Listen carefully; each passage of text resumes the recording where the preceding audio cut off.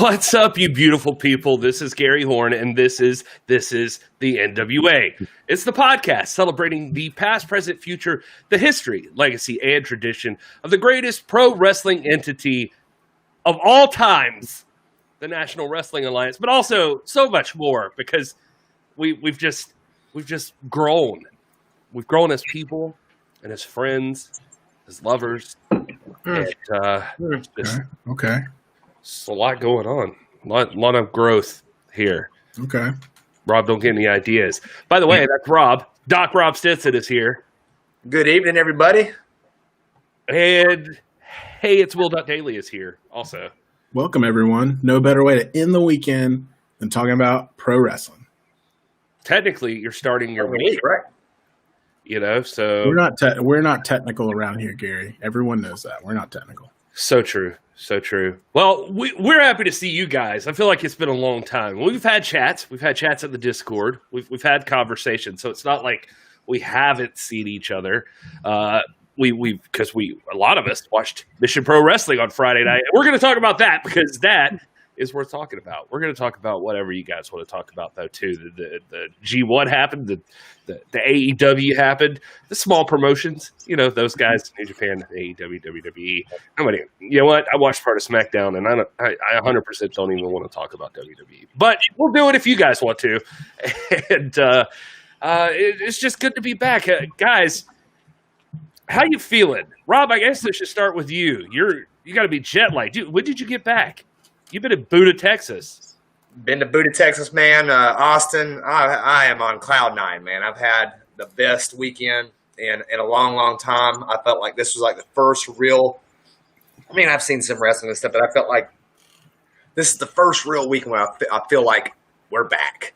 It's really, really back. I mean, Primetime was great, but being in Mission Pro and that event in Buda, Texas, and to just look at the degree of professionalism that these women have, Thunder Rosa. I mean, she and I know we'll get into this, but I'm just floored. I'm absolutely floored. I'm thoroughly impressed. I've seen, like you guys, I've seen wrestling promotions run orchestrated my whole life, from all the way up from WWE down to just your local indie show, and the class, professionalism, and just the work ethic demonstrated in Buda, Texas, man, was just beyond me. And you guys, of course, saw the pay-per-view, so.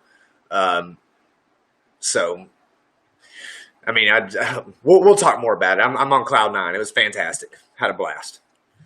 Totally agree. I had a blast just watching the thing, and so I can't wait to talk about that. But I'll throw to you, Will. How are you feeling today? Man, I'm feeling great. I loved Hell Hath No Fury. I watched it twice now. It was a lot of fun, and I'm with you, Rob. I wasn't there, obviously, live. But there was just something about that show that just it got me going, man. I loved the energy. I loved the realness of the pro wrestling and the stories that those ladies were telling in the ring. It was just good, and getting through Tuesday and all the technical issues with Primetime Live and getting to talk through that and work through it and look ahead to the future. I'm excited, man. I'm hopeful for this week. We get more Thunder Rosa on Tuesday night, which I'm sure we'll talk about. But yeah, I mean, she's kind of the shining light right now for all of us. I feel like, I mean, she is kind of that beacon of what an NWA, champion should look like. Obviously Nick Aldis as well, in his successful title defense, but she's out there working her butt off and putting on shows, appearing on AEW, Primetime Live. I mean, she's the epitome of a fighting champion right now, if there ever was one. And so I can't sing enough of her praises, and hopeful about the future. I was literally sitting in the car today, and I was thinking to myself, what's funny is the other day I said it was really cool talking about I thought I was going to do it smoothly, but I didn't. I just lost 4 followers, man. That's me. They were like, "That's Rob." Ugh. I need all mine. I only got like 500 or 600 of them, man. So don't be stealing my junk, man. They're like, that ain't Rob to 1,000. Doctor. It's Will. There it is. Anyway, hey, so you know what? Screw it. Let's just do this. Let's just go back to this and not get fancy.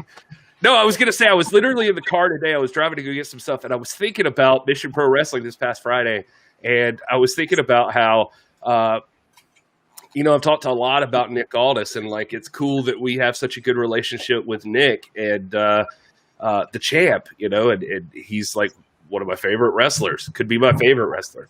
And then I was riding around today, and I was like, God dang it, no, Thunder Rosa is my favorite wrestler. My God. Like, she is so, like, everything about her is just killing it right now. Like, she is just making a name for herself. I keep thinking back, I think about the story. It's in the top 5 Thunder Rosa things you need to know about Thunder Rosa video that we did. But I played a clip from the very first interview I had with her, where she tells the story about how she and Brian were, like, using his scholarship money for school to go, like, put her through wrestling school, and then they give the $3,000, and the guy passes away that's supposed to teach her, and then the money's just gone. They've lost it, and she's bawling her eyes out, not sure what they're going to do.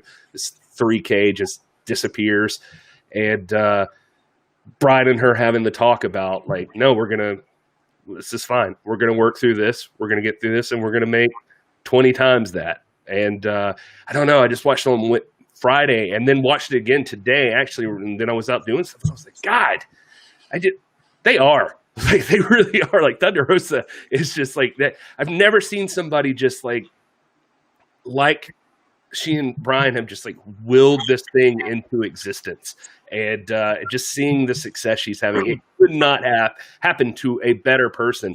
And you think of it from in terms of, and I'll shut up, I promise, but I was thinking about, like, okay, it's one thing to be the NWA Women's Champion, right? And it's like, that's a huge achievement. That's awesome. And if you stopped there, that'd be good. And then she throws herself on AEW. Like, she gets sought out by a bigger brand to come be there and help their women's division along. And then it's like, wow, that's an accomplishment. And then it's like, that's not enough still. Like, she's still out on the indies. And then on Friday, she helped start off this new revolution in women's wrestling, this whole top-down run women's promotion at Mission Pro Wrestling. And their first show, like a rebirth for them with Hell Happened to Fury. And I'm watching this thing, and I'm like, my God, like, this thing deserves its own show. Like, I mean, just like a regular show. Like, it's just like, this thing is awesome. Like, I had as much fun watching that promotion on Friday as I've had watching wrestling in forever. Like, it was just a blast watching that whole thing.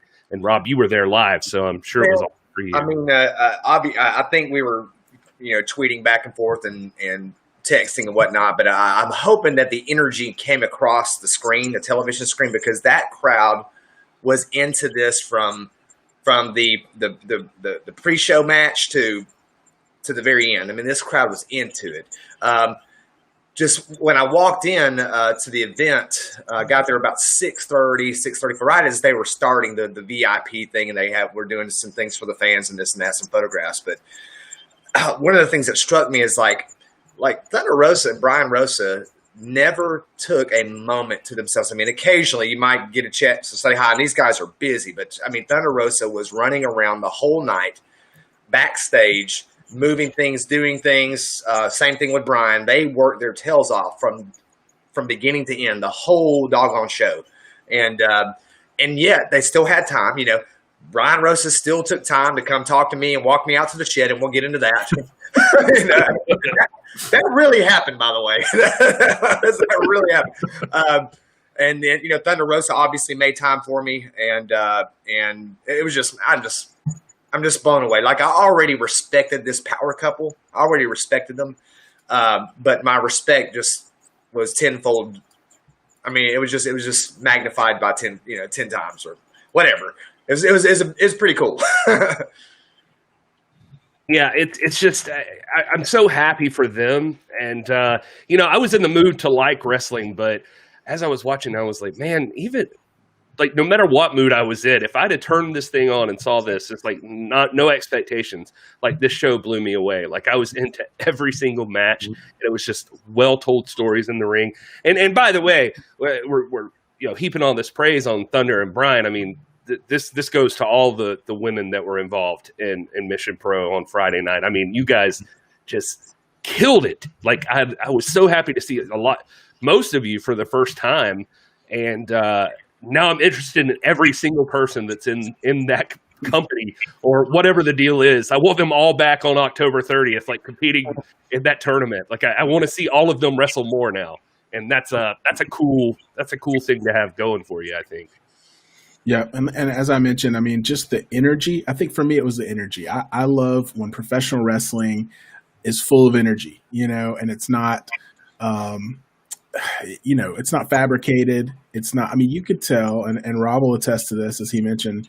I mean, that was a venue full of wrestling fans there to watch a wrestling show, and these women came out and put on a hell of a wrestling show.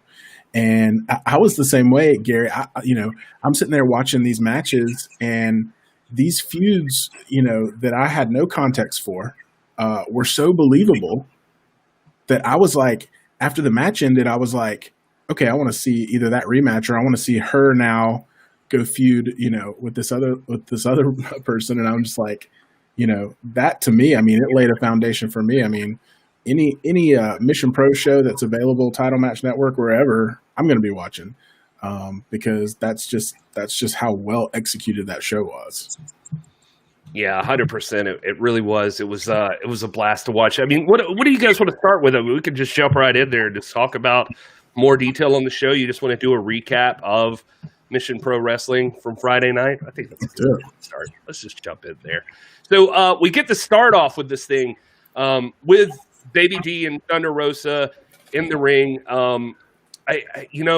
Here's the thing. I wrote down, like, I have my notes here from Friday night, and here's it. And this is what happened. I wrote down, like, Brittany, Nicole, and Holiday on commentary. And I wrote Thunder Rosa's in the ring with Baby D. They're talking about a title. I got in like a few minutes late, so I had to like ask around, like, what the hell's going on with this title? So apparently there's a tournament, and that's essentially the story you're getting, is a tournament on October 30th for this Mission Pro Championship. And so that's already awesome. Love a tournament. Said that 1,000 times. So sold. And but I started writing notes, and I legitimately wrote notes for the first like 3 matches, and then just forgot about notes. And I was just like really watching the show. Like I was like, I can't write stuff right now. I'm just watching everything. And so I apologize to if there was a third person in the ring at the time. But it was really cool. And Lindsay Snow comes out, talks some trash. You get some like build up for that main event. And I really dug that. But the first actual match on the show, we should say, I when I rolled in, Holiday was actually in the ring. I didn't expect to see her fight, but she was fighting a young lady, and I 100% I don't. Did you catch her name, Rob? Jasmine Allure. Jasmine Allure. And okay. She was fantastic, man. She was fantastic. She's younger, and there was an obvious amount of experience differential there. I mean, you could tell that Holiday was the statesman in the ring. She was the older statesman, and she, but Jasmine Allure was fantastic. Yeah, Brian Rosa pointed out Baby D doing a great job as the in-ring announcer, and absolutely, I was happy to see her there. She had like kind of a swagger about her that was really cool. I liked that about her. And just to throw it out there, just off the top, Brittany, Nicole, and Holiday on commentary was a lot of fun. And just so we're being fair, if I'm going to, like, when we're sitting there, I mean, everybody's expecting us to blow smoke here. The commentary was a little low at first. I was having a little trouble hearing it just on my end. But that did improve overnight. And I think Brittany, Nicole, and Holiday, they've got some cool chemistry they're working on there. And I think that's really neat. But great choice. Like, I had never even, personally heard of Brittany, Nicole, but I'd love to have her back. And, like seeing Holiday wrestle, but if she wants to do commentary, that's fine too. She's got both down. She's got kind of a cool voice for it, I think, like a unique voice in commentary. So, Rob, you probably missed, or I don't know if you went back and watched it, but I haven't watched it yet. I'm going to do that. I did get to talk to Holly Dead. Here's the thing that got me about her is like I was surprised at how tall she was, man. I mean, she is tall. She is very tall, and you see pictures of her and Thunder Rosa. Thunder is not extraordinarily tall. She's more petite, and you kind of think that they're more or less on par with each other as far as stature goes. But Holiday is one. She's in amazing shape, but she is a tall lady. But she was super nice. We couldn't hear anything commentary wise going on, obviously, from where we were at. But I do plan on going back and watching it. Yeah. So we get to the very first match. It's Avery Taylor taking on Alex Gracia. This is a really solid starter for the show. I'd never seen either one of these ladies wrestle. Well, I take that back. I've seen Alex Gracia a bunch especially as I've been doing these interviews with some of the ladies for the show. And I've been watching their matches, and Alex runs in those same circles, so I saw her a lot. So I was actually really surprised that Avery Taylor took the win here and pinned Alex Gracia, because I felt like Alex had quite a name, but that was not something they were concerned with, as we'll see further in the show. But any notes initially off these first, or just jump in whenever? Well, I thought this was a great match. We didn't really respond to it, but I loved the intro, so to speak, with Lindsay Snow coming out, and I love that kind of bookend of, we know this is going to be the main event, but she's going to come out and make her presence known to the champion at the beginning, and it just there was so much more buy-in from me, because I was like, yeah, that's how it would really go down, and so that was just super authentic, I thought, and I loved that aspect of it. And then going right into this match, for the first match, this match delivered. I thought Avery Taylor was pretty impressive in her victory, and it was cool to kind of get to see both of these ladies for the first time. Yeah, she got I'm trying to think of some of the things I was hearing. There were some fans there that were very familiar with both of these women, and they were. Avery Taylor, I think they were putting over the fact that she was a New Jersey girl, maybe. I might be getting that wrong, but they kept talking about Pink Dream. They kept referring to that. A lot of fans were chatting that out for Alex Gracia. But, I mean, this was a physical match. It was intense. It was very fast. And this is, again, now watch the energy in the crowd here. That energy will not subside the whole match. I've been to shows. I've been to WWE shows where they lose the crowd midway through. You're pumped up, and you've got someone there to kind of ramp everybody up and keep them going. And then about midway, when you get to mid card, it starts to kind of peter out, and then you get back up for the main event. This crowd was freaking intense for this match on Rally, for the Holy Dead match on. So everything that you saw came across exact. I mean, it was just, again, I'm floored by all this stuff. They were fantastic, and can't put these two over enough. Yeah, I did want to say, off the bat too, just that venue. I didn't, I did complain that I did not see nary a pinball machine in the building. I was a little disappointed about that. If your name's going to be Pinball's Kingdom, maybe have some pinball machines. That's all. Well, Gary, the venue was amazing. It was a great venue. It's kind of out in the middle of, Buddha is out. It's really close to downtown Austin. It's like a 10-minute drive, maybe 15 minutes. And it sits in the middle of this field, and it's a standalone place. And they have this amazing arcade inside with a kitchen, a bar, and but there are pinball machines there. There are tons of them. And then you go outside in the pavilion where they look to have public events frequently. And I'm just thinking that this is a cool signature venue for Mission Pro. I'm hoping that this is kind of the place that they make home base for a while, but I would love to see them tour, come to Georgia. Yeah. That would be cool. But yeah, that venue, just like the outdoorsy part of it, I love that deal. And it felt good with the crowd that was there.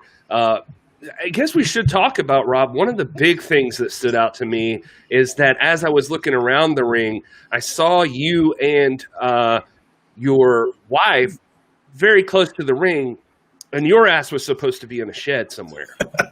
So what happened there? I don't want to take away from Miss Gracia and Avery Taylor, but why were you so close to them? Well, first of all, I got there. I was not there for a minute. And Brian snatched me the moment I got in. He walked my tail out to the shed for real. And this shed now, I don't know if you got the video there. Are you able to share that? This joker walked me out probably half a mile from the from the ring. No joke. Like, it really happened. And the thing is this is the problem with having a work ethic. On the one hand, Brian's got a really solid work ethic, but that means he's really busy. And I'm pretty sly guy. So I managed to slip through, went and talked to Robin Reed, talked to Thunder Rosa myself, bought some goodwill and managed to get myself over there back at ringside by my wife. Now, the problem with that was by the time I got over there back to my wife, Joe Galley was over there, like he had taken my seat. I was like, nah, Joe, that's not how it works. But I don't know if there's a way to throw that video up. He really did walk me out to the shed. That happened in history. I could look at it if one of you talks long enough for me to investigate, but I don't know. We'd have had to been more planning, and we don't do that. We will. I'll throw it up. I'll throw it up on my Twitter feed. Hey, and thank you, Nation Show, about the graphics. I'm having fun. I'm learning them as we're discussing things, and so some of it has been bad if you've been paying attention. But one thing I did decide that I could do, this is not going to be good for the podcast portion for people, but let's see here. I did decide I could do this. Rob, tell me something. Yeah. Was your wife happy with you the whole night? Really, Gary? You going to put me on the spot like that? Right here, like me live? Tammy's over here watching it, right behind me. And you going to put me on blast? Like, you going to call me out like that? Yeah. So, we'll get to it. We're going to talk more about that in a little bit, but let's move on. So after the matchup with Avery Taylor and Alex Gracia, we got the match. It was Maddie Rinkowski versus Red Velvet.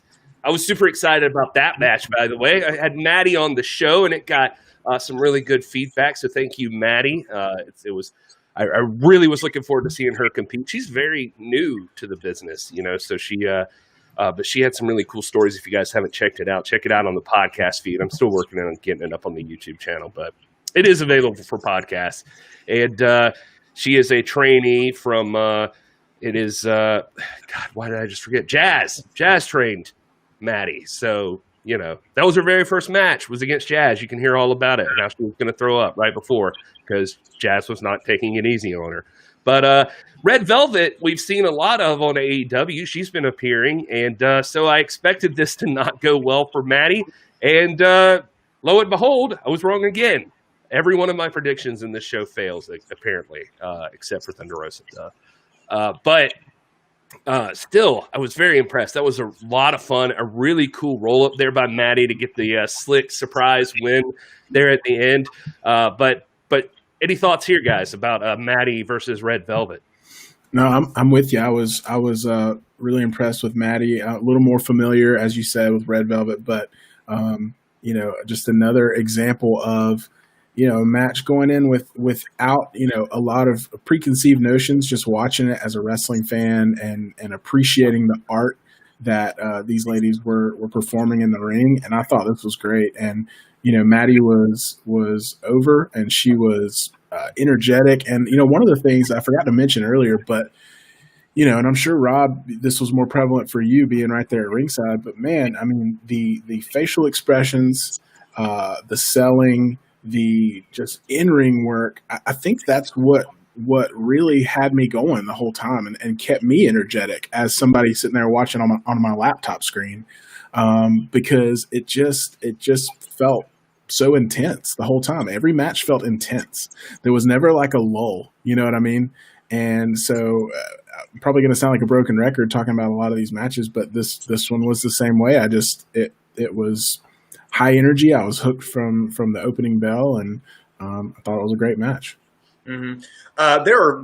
There were several times, I would say 3 times in particular, that stand out in my mind where the show had kind of a big match feel to it, and all the matches were great. Not that others didn't, but because of Red Velvet's reputation and her, having gotten TV time and this and that, this match was one of those 3 moments. The other was with Big Swole, and then obviously the main event. But geez, man, the first thing that struck me was again, when you're there, height is very impressive, and Maddie Rinkowski is a tall woman. If you go back, I just remember thinking, I was like, I would have to kind of duck a lot to see Red Velvet, because Red Velvet kind of stood about the height of the top ring rope, just a little bit taller, and they were both very, very physical. Again, Red Velvet working the crowd, doing a lot of selling in there, very physical contest.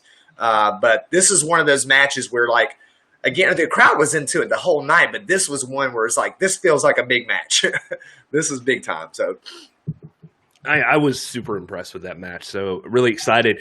And Brian Rosa mentioned in the chat that, that match got the crowd to the second level. And I agree with that, because I think it even did that for me. Like I said, I took notes on one more match after that, because I was just blown away. I was just caught up at it. And I thought the finish of that match was amazing. So while I'm thinking about it, props to Robin Reed out there, because she put together a hell of a card. And these matchups, again, not to brag, but she was on the show. We talked.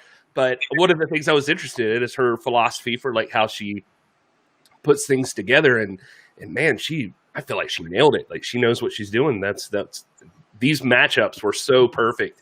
And I was really excited about every single one of them, which brings us to the tag match, which I was super excited for. So you had Killa Kate and Promise Braxton versus Jenna Lynn and Bert Vixen.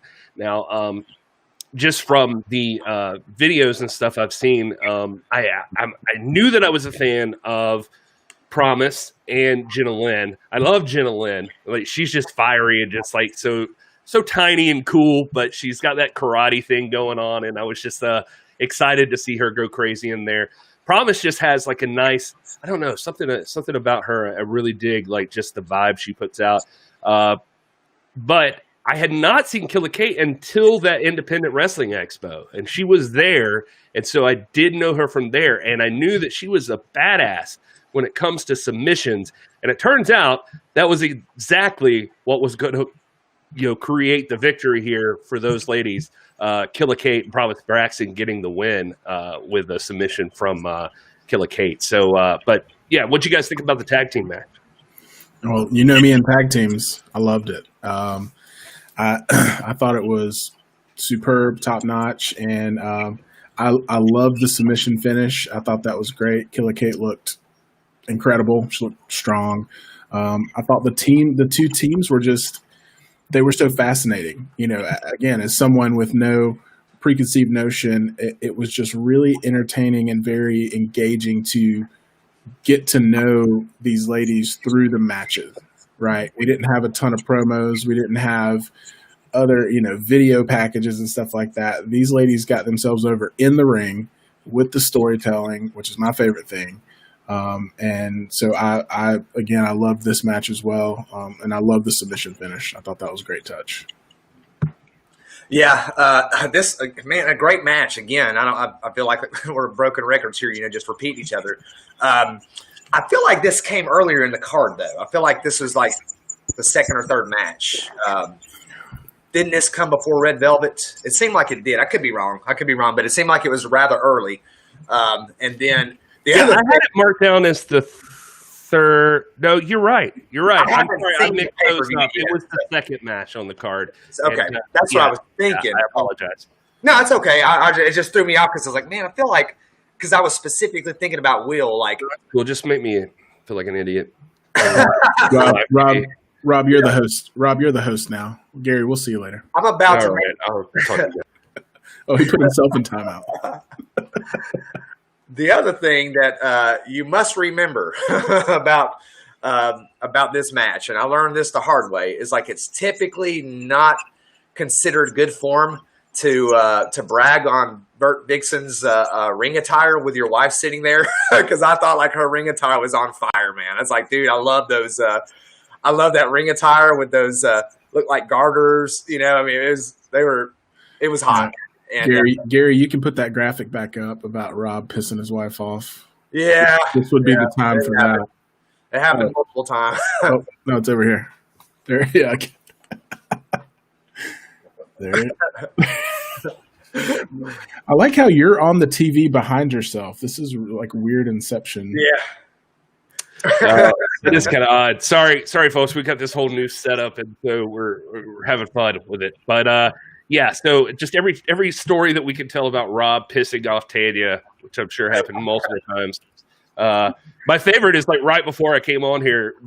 There's a moment coming up soon that definitely got her, and there's such a great picture of Tanya just looking nonplussed about Rob Stinson.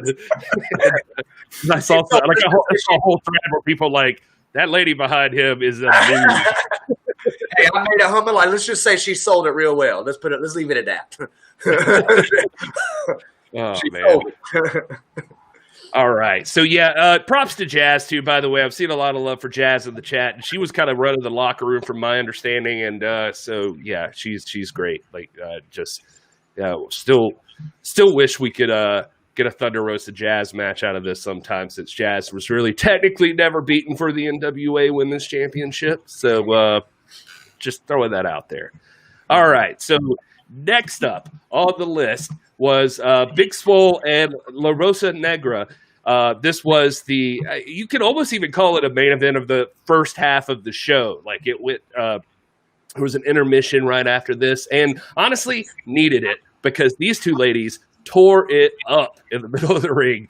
And I just got to say, I mean, you know, like I always worry that I'm going to step on toes here if I say certain things, but I'm just going to say it. Like seeing Big Swole in the dentist office match at All Out, I was like so blown away by her in this match. Like actually in the ring doing a match, I was like, God almighty, this woman's good. Like she's really good. And La Rosa Negra, like I've never seen her in a match before.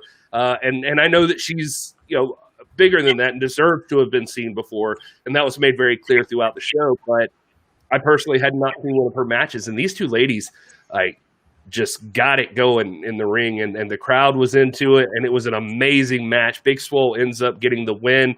But both these ladies won the night. Like they just killed it in the middle of the ring. And yeah, by the end of it, I was just like, okay, it's time to take a break. This is good. I like this intermission thing.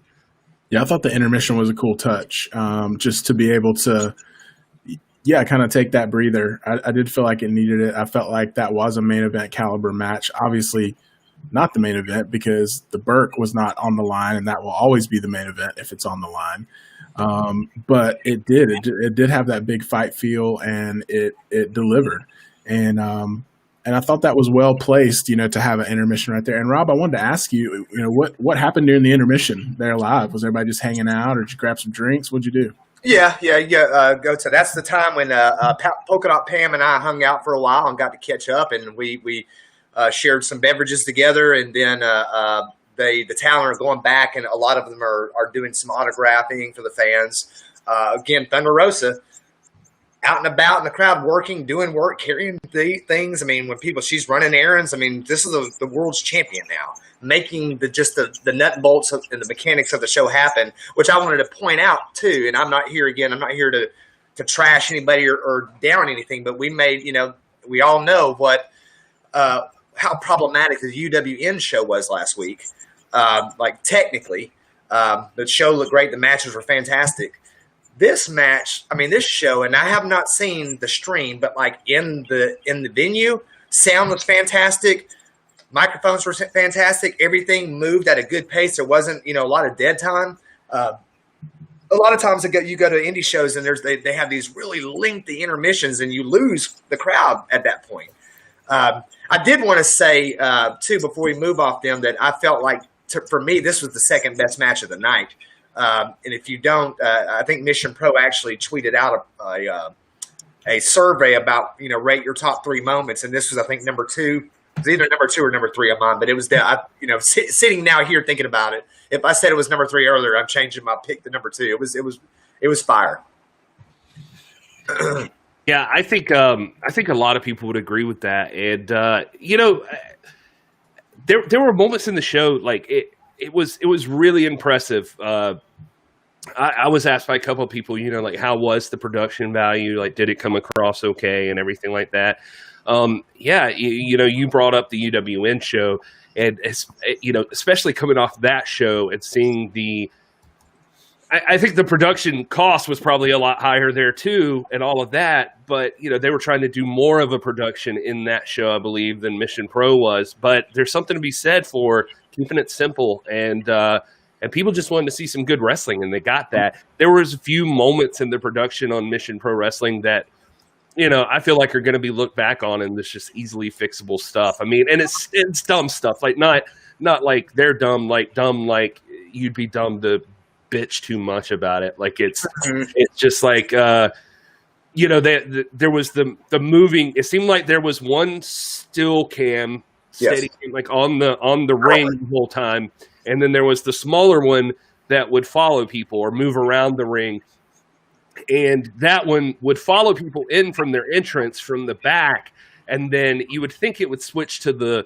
steady cam, like maybe keep it on the ring and get ready for the next person to come out, but sometimes it would follow the roving camera, like filming the person, and then it would run to the back, and you're just like you're following them and seeing their progress to the back of the room, just in front of the entryway, and you're like, I mean, if anything, I was just watching it thinking, like, I don't know who this camera girl is, but she is busting her ass to get back and forth to it was the whole show, man, and you're right. There were the 2 cams, and the other thing about that too is the venue is actually really well situated the way they had the ring set up, because you had, they were obviously observing social distancing and requiring masks and all that.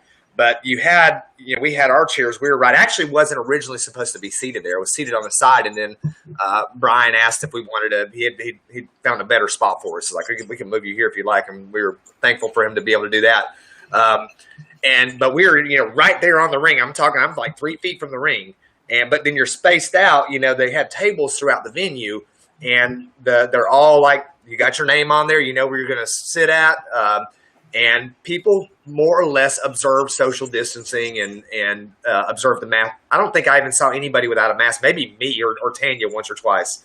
And that's just, you drinking your drink and you forget to slip it back up. But some rowdy drunk folks behind you. Yeah. Oh my gosh, man. Yeah, they were having fun, man. They were into it. But it was a well situated arena. I was really impressed with it. And the camera girl, man, she earned her paycheck that night because she did not stop moving from 6:30 on until 10:30 or 11. Whenever we got out of there, she didn't stop. It was fantastic. No, I mean, and that was it 100%. I mean, on one hand, you could take a second to like notice that, oh, weird, I wonder why it didn't cut here, but it didn't really take you out of anything. And like I said, if anything, once you notice it, you're just like, my God, this girl is all over the place. Like, she is, they're wearing her out. So Brian Rosa in the chat saying they're shooting for 4 cameras next time. So, cut that girl a break. She needs it. She's probably very sleepy that night. Let's see here. Next up on the show, and folks, by the way, I just wanted to say, if you haven't already, make sure you hit like and subscribe on this thing, and go ahead and share it out. I know it's a busy night. Wrestling Days is out there doing a live stream right now, and it's been a weird week in wrestling, but just shoot this thing out there and get it to people. Let them know we're here. We're talking about Mission Pro Wrestling now. We want to put as much light on this as we can, and I think we're especially going to do that after what I've seen. I mean, we're going all in on October 30th at that tournament, because I cannot wait, because I have no idea what's going to happen, and I can't. And just seeing this lineup, this card that we just saw, I mean, the possibility of matches is already exciting to me, and that is impossible to do, by the way, on a first show. And I cannot believe like how into every single one of these performers I am, and just like know their names already. It's just like it know kind of what their deal is, and that's cool, man. That is a testament to the booking and the producing of this show. That is amazing stuff. All right, but I'll stop bragging on everybody again, and let's move on to the next thing. So the next thing, let's go ahead and do this. And so when we came back from the intermission, we were going to be treated to one of the matches I was most looking forward to, actually, which was Elena Black versus Rachel Rose. And the Queen, Rachel Rose, made her entrance. And as anybody who's seen Rachel Rose, who, by the way, was on the show, so we could, props to her because she's great. She was a lot of fun to talk to. If you haven't heard that interview on the podcast, I'm personally kind of proud of it because I feel like we had like a good conversation and she was just a lot of fun. Oh, I thought you were about to say chemistry. I'm like, boy, step back. I almost said chemistry, and I was like, that's gonna sound weird. So I don't. Well, here at the beginning of the interview, I was talking to her, and I followed her on Instagram, and so like the very first part of the interview, I'm like talking to her about how I was telling my wife, I was like, I like this girl. Like she is into like so many things I am. Like she's easy. She's easy. Like Jennifer's like, do not start the interview off by saying that. Like you can't say she's easy. And then I did. So there we are. But we got Rachel Rose, her fantastic entrance. She walks down, and as the Queen of House Rose, you are expected to kneel, to bend the knee before the Queen. And who's the person you think would bend the knee for Rachel Rose? None other than the doctor himself, Rob Stinson. And there is a great photo floating around. If you have not seen it, I may even try to look it up here. But Rob, how did you know to bend the knee? Did you just where did that come from? And what was the conversation with your wife like after? Well,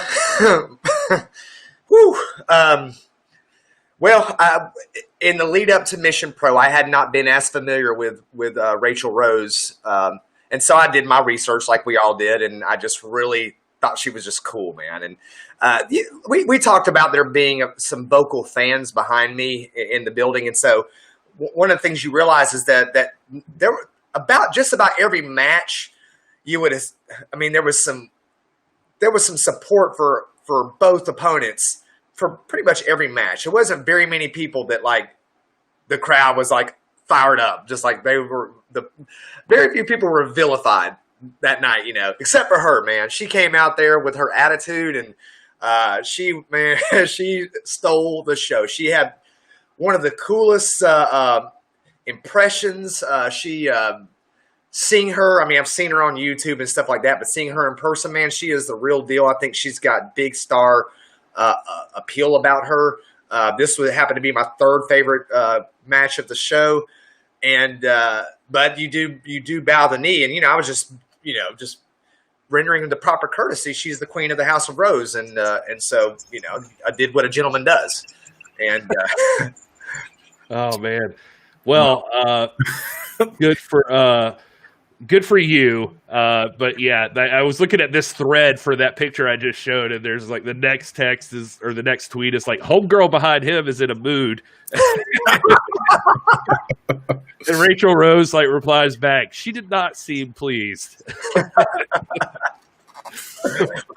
For those of you for those of you who know, I'm not going to spoil it. Yeah, let's just say, we'll leave it at that. Okay. Well, so she ends up taking on Elena Black, and I would agree with you that this is one of the top few matches on the show. It's hard to pick, but yeah, this would probably be in my top three. No, 100%. This would be in my top three. I may put it at 3, Big Swole, and La Rosa Negra at number 2. I think I'm with you, Rob, on this. And but yeah, man, these girls went at it. Have not had a chance to really see much out of Elena Black before, but she ends up getting the win over Rachel Rose, and she earned it, man. These girls went at it, but there's something special about both these ladies. They are spectacular. Yeah, and Rob, thanks for wearing your "This is the NWA" T-shirt so that we could all be included in that. Um, but yeah, it was a great match. Again, not to sound like broken record, but I mean, there was not a lull on this card. And So, Gary, are you able to share my screen, or can I share my screen? Because I want to see what I saw from my vantage point that may have clued you in on why Tanya was so ticked. I don't know. Down Yeah, at the bottom, there's a share screen thing. I don't know. Let's see if It doesn't have a thing where I give you permission to or anything like that. yeah, I will tell you, Rob. We were watching, and when that happened, I definitely popped for it, and then Natalia was kind of like, "Huh." So yeah, mixed reactions. Yeah.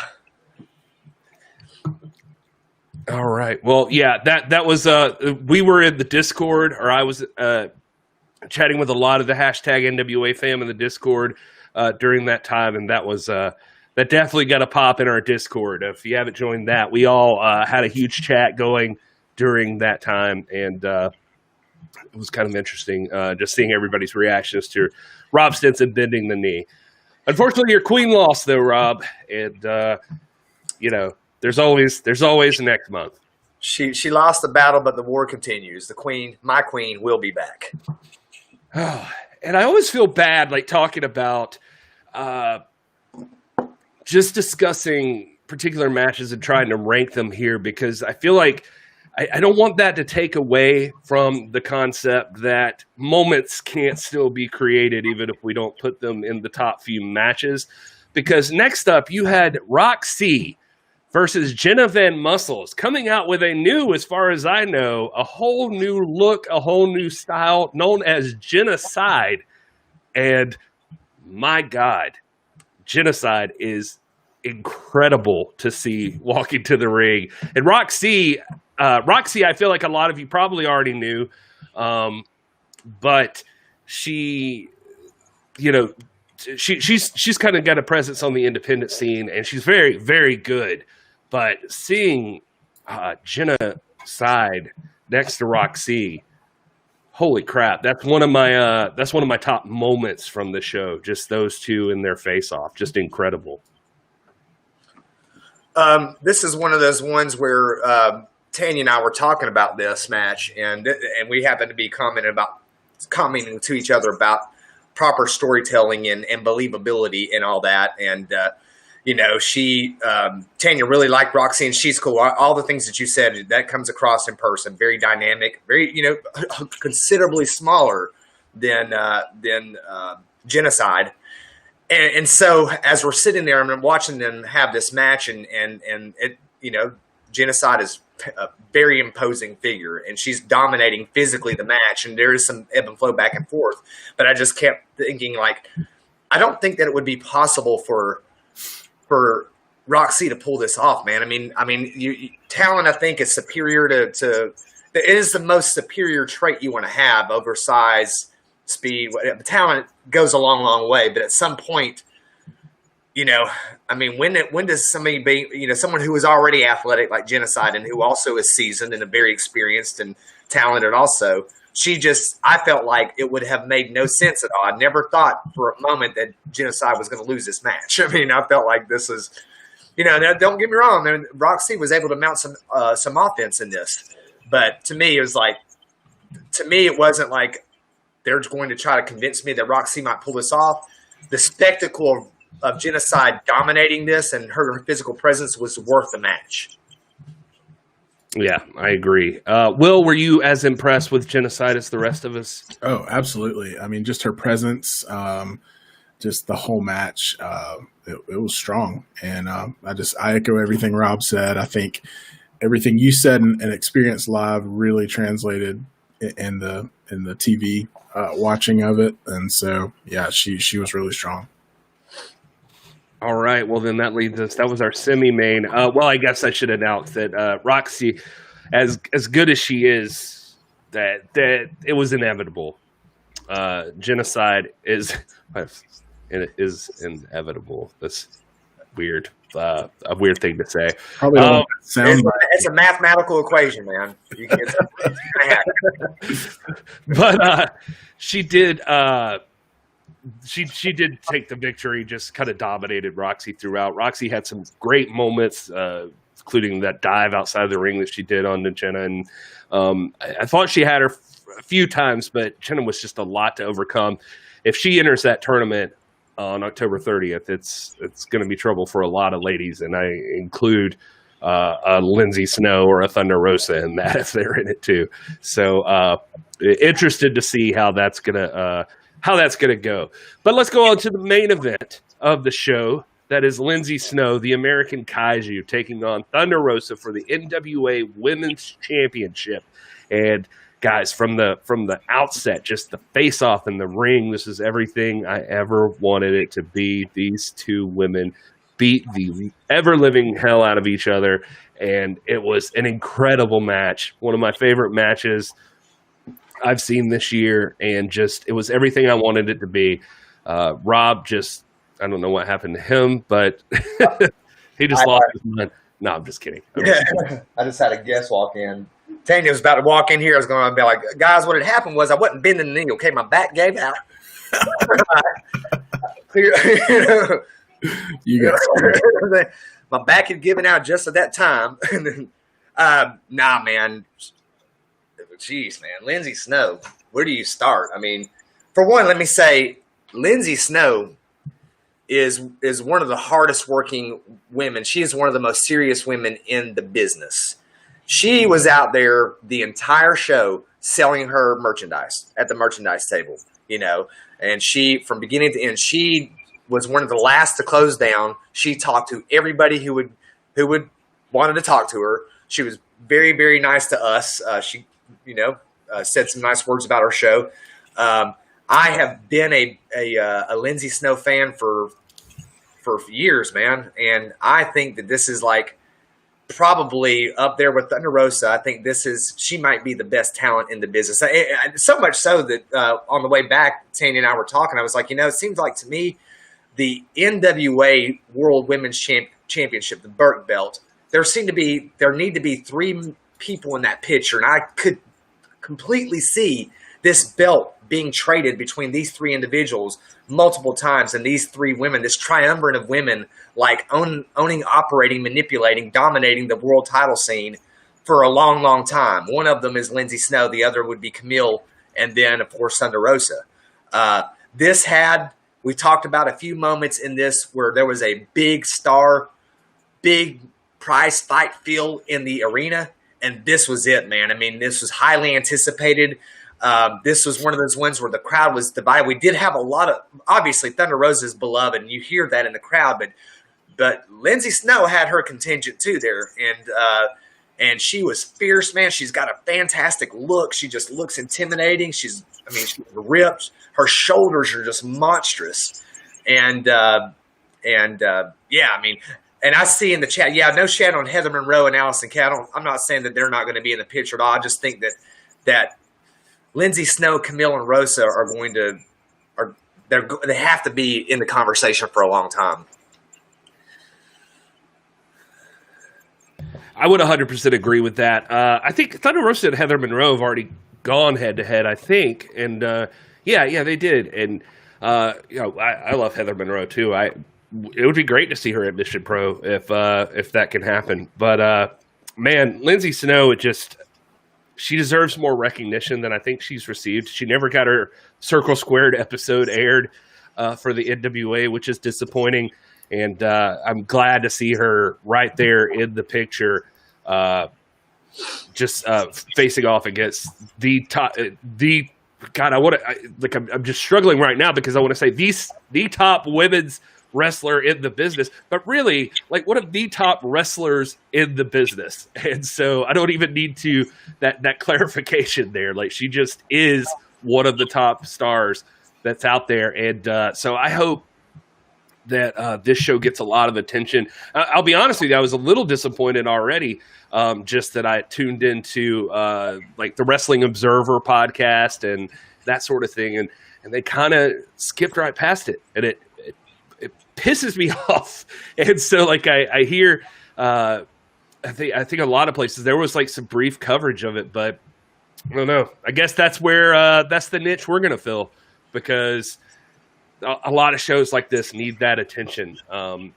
Mission Pro Wrestling is something to behold, and so Thunder Rosa gets the win over Lindsay Snow, but in that conversation afterwards where she talks about creating jobs for these women, and then the praise that was given back to Thunder Rosa here, it was just a hell of an ending to a show. And I don't care what we got to do to get Lindsay Snow versus Thunder Rosa 2, but that 100% needs to happen.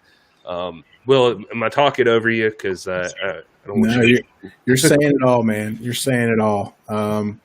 No, I mean, I agree with everything you guys are saying, and don't really have anything to add to that. I mean, I think it's I say I have nothing to add, and then I'm going to add something. But perfect. In terms of the coverage of it and things like that, I mean, we talk about real pro wrestling on here, Prize Fight Pro Wrestling, and we're going to always cover this kind of stuff. And if it's not as flashy and gimmicky for the other quote unquote news outlets, then they don't have to cover it. But you can come here for all your Mission Pro talk and all your NWA talk and all that stuff. Just keep it tuned right here. We'll be here. I wanted to add too. I don't know I don't know what time the pay-per-view feed stopped. What you guys didn't get to see or did get to see, but there was a moment at the end where she calls all the talent in the ring, and you can see the mutual respect between Thunder Rosa and Lindsay Snow. And I'm gonna tell you guys, this match, these were physical women. This was a very physical match, and it appeared. I'm not saying that anybody was. It was a stiff match, man. I mean, it was a loud match. There were knife edge chops to the chest. There were drop kicks to the chest. I mean, It was crazy, loud, very physical. There, half the time I'm just holding myself in pain, just feeling what they're experiencing. And I think one of the things about Lindsay Snow is I think she is one of those kinds of talents that is uniquely fitted to Thunder Rosa. It's like, you have Ric Flair will talk about like his most famous opponent or his most important opponent, but the one that was best suited to him, that brought out his best style, and he'll often allude to like Ricky Steamboat or something like that. They just brought out the best in each other. And I really think looking at the great, fantastic body of work that Thunder Rosa's put out over the last few years, 5 years, whether it's an AEW or whether it's from Lucha Underground or whatever, Lindsay Snow, there's some kind of a chemistry that they happen, and I don't know if you felt that on the camera, seeing it in your living rooms like we felt it there in the arena. But this was an intense match, man. I mean, I was on the edge of my seat the whole time, but you could tell there at the end that there was a tremendous amount of mutual respect. So I think, I would be willing to bet that we're going to see Thunder Rosa and Lindsay Snow too. I mean, it's one of those things. What was the word you used earlier, Gary? Inevitable. Inevitable. Yes. Inevitable. It's inedible that this. No, it must happen. I mean, the wrestling world needs this. So. there's the line. That's awesome. Oh man. So does she need to come on the show and talk about how Rob Stinson did she get to see the bending of the alleged bending of the knee? Oh yeah, even now. Rob Stinson picked his wife. Look, I had a charge horse on my leg. My And my hair looks good right now. I mean, we can say all kinds of crazy stuff. We can. You can do it. Say whatever you want. Whatever.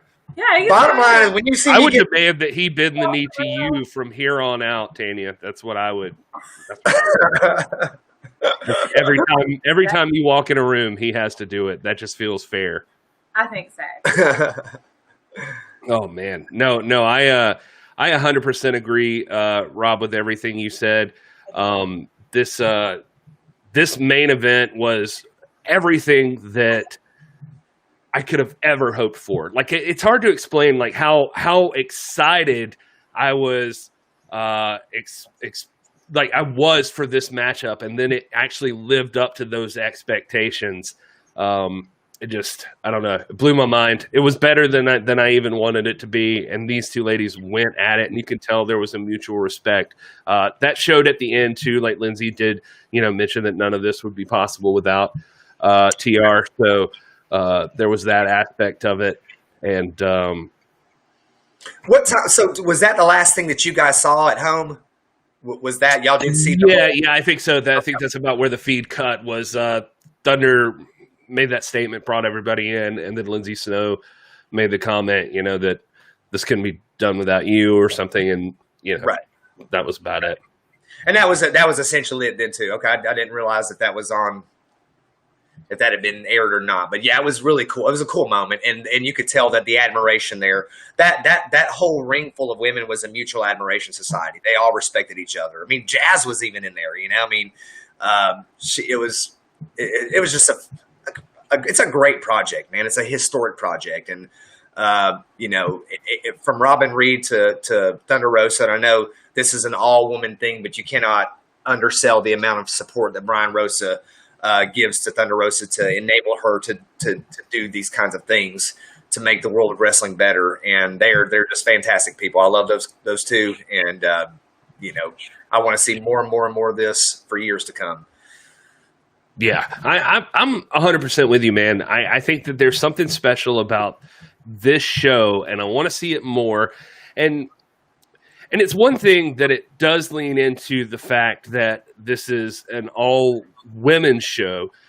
That's important, obviously, for a lot of reasons, and that's cool. But then I was only, I don't know. I think I was like 5 minutes in where that became a non-factor on anything. Like, it was just like, this is a good wrestling show.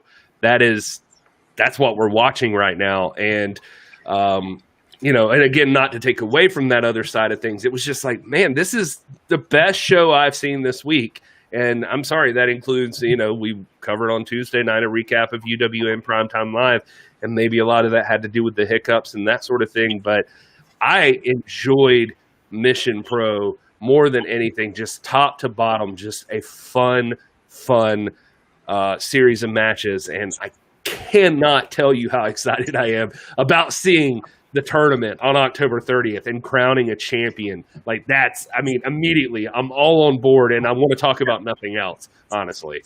Another cool thing about this being an all women run and organized promotion, point A, the talent roster there was amazing. There aren't any weak links there. It's just a legitimate talent pool, But B, I'm so happy that now we don't have to talk about the strength of the women's division in Mission Pro. They are the women's division, and they are the strength of it, and they don't have to compete with time for anybody else.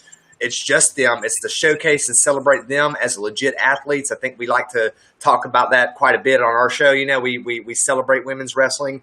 They're not out there to be just eye candy. They're not out there to be to be enhancement talent for the men's. They're not out there to be ring valets. These are legit athletes. I mean, you talk about, Thunder Rosa and her MMA background, and you have people that have multiple athletes there that night that had a background in martial arts and other things. But we don't have to sit up here and say, oh, the women's division, AEW, blah, blah, blah. The women's, all you got to do is talk about Mission Pro, man. Challenge me on this women's division. This joker right here is stacked. The best women's division anywhere. Agreed, man. And I'll echo what Gary said too. And I love this about it. Like, it's kind of a balancing act, right? Like, we want to honor the fact and celebrate the fact that this is completely woman organized, booked, run, executed, everything. But at the same time, when you watch the show, you realize that's not really a gimmick, right? It's just something that they wanted to do to make this unique and to give a platform for these women to really shine. But it didn't permeate through the show. You know what I mean? And I mean that in a way in that this was no less than when we were watching Primetime Live on Tuesday, as far as a wrestling show, or when I watch, Dynamite or anything like that. It's like, this was a wrestling show. There was never I was never sitting there thinking about or fixating on like, oh, this is an all women show. This is that's cool.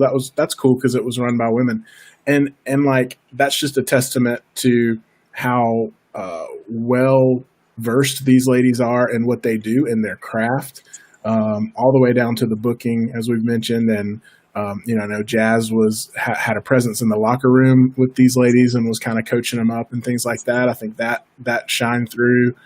And so, you know, again, it was just a wrestling show and a damn good one. And I celebrate the fact that it was all female run, but that has no bearing on the fact that I think it was a great wrestling show. You know what I mean? That doesn't change the context at all. It was absolutely. Yeah. This was not, you didn't go in there and at any point feel like an agenda was being, some sort of ideological agenda was being pushed on anybody. This was just a wrestle match, and it just so happened that it's a forum for the best women wrestlers in the world to showcase their talent without having to share it and be talked about as the women's division. You know, It's pro wrestling, man, and it was the best show. It was the best show. Now we can just do a whole show just rating the top shows of this year and where does Mission Pro land, because it was fantastic, man. Stacked card, amazing talent, not agenda driven. You know, I'm a guy. I walked in there. I never felt slighted by anybody in there except for Brian Rosa. And a man slighted another man. You know, the women talent were all very hospitable. They were kind. They were generous with their time.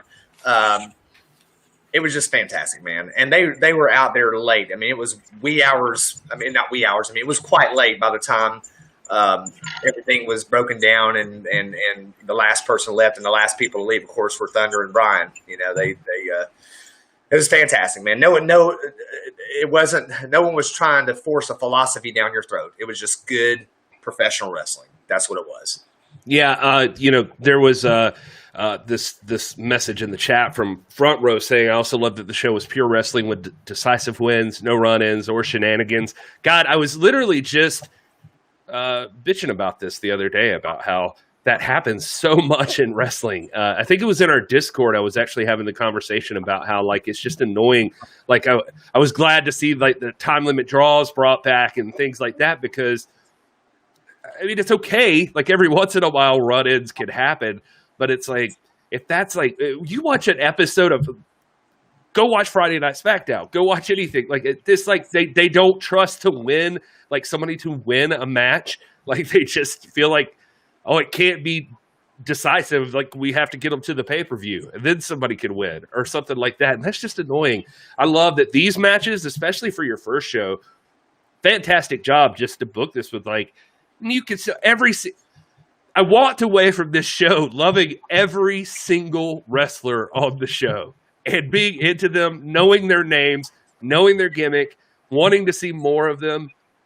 I mean, that's all you can ask for. And it doesn't, I mean, it matters, but it doesn't matter that, like, some lost and some won.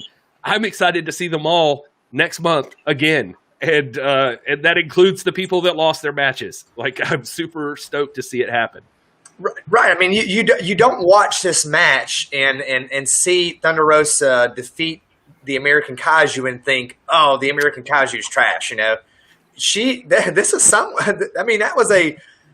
You know, I'm not gonna say it wasn't a decisive match. It was ended cleanly, with a clear winner, but that you could look at this and see them having a series of contests and it be a prolonged feud, or not even feud, because it's not like they're mad at each other, man. They're athletes competing for a trophy, you know. A series of matches in which, you know, if these two women battle 10 times, you can't tell me you don't believe that Lindsay Snow can win a match. That's a really great point. I mean, I'm watching that match, and at the end of it, I still think Lindsay Snow's a badass. And it just looked like, hey, on this day, Thunder Rosa got the better of her. That doesn't mean Lindsay Snow can't get the better of Thunder Rosa at some point down the road. It's why I would want Thunder Rosa versus Lindsay Snow Part 2, because I believe that she is an excellent competitor for Thunder Rosa and the NWA World's Heavyweight Championship. She's a person who could win it and hold it, and it's it seems real. Like I totally believe in the American Kaiju, despite her taking the loss this time around. Oh, I'm a fan for life, man, of hers. Forever. She is one of my absolute favorites, bar none. I mean, not bar none. She's one. That's a kind of a contradiction, but she's one of my favorites and will be until she's through with the business. So this was my first time seeing her because I actually wasn't there as you guys were for that Circle Squared episode that you guys reference a lot. So this was kind of my first time seeing her live in the ring, obviously at a high stakes match. And I'm with you guys. I mean, I could see 10 more of these and they would never get old. I could see a long-term feud spanning years and years, whatever they want to do. But I want to see more Lindsay Snow. I want to see Lindsay Snow and Thunder Rosa again, 100%. So I hope that that's something that can happen soon. Absolutely. Well, guys, I guess we'll take this opportunity to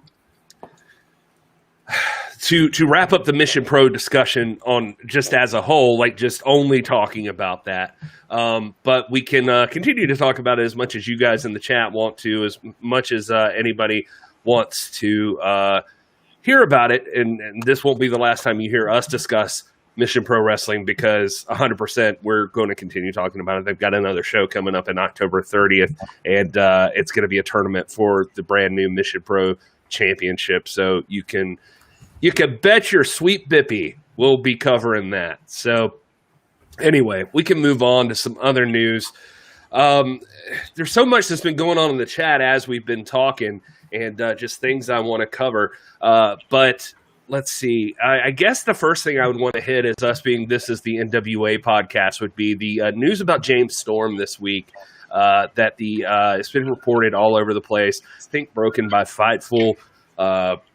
That the contract of James Storm is up and he is available. I have a lot of thoughts on this, but do you guys want to jump in there? Like, what is it's being talked about, and obviously towards us and around us, because it's apparently big news this week. Yeah, I'll jump in. This is just something that this has been a consistent theme, this whole idea of losing talent and people, leaving the NWA and all this kind of stuff. And we're not any kind of authority on, the state of NWA contracts and the business side and how that works. But what we do know is that, most of the roster was not signed to an exclusive contract. And I don't even think anyone has an exclusive contract. I think even, obviously, as we know, Thunder Rosa can appear other places. Nick Aldis can appear other places. It just has to be approved. So they don't even really have the traditional exclusive contract. When we think of contracts, we think of it the way that WWE does it, where it's like they locked them in. They can't go anywhere else. They can only appear here. And there's like a safety in that or whatever. The NWA has never had that approach in this modern iteration of the NWA, Billy Corgan's NWA. And so, we're in the middle of a pandemic, and it's been very apparent that they're not going to make any big contract renewals or things like that just from a business perspective. So they're honoring the contracts that they had, and apparently James Storm was under a contract that expired this month, and they didn't renew it. And immediately, because of the way that we think, we jump to this idea of like, oh, James Storm's pissed off. He's leaving. He's going somewhere else. The NWA's falling apart, blah, blah, blah. This fatalistic viewpoint. I've talked about it a bunch on this show.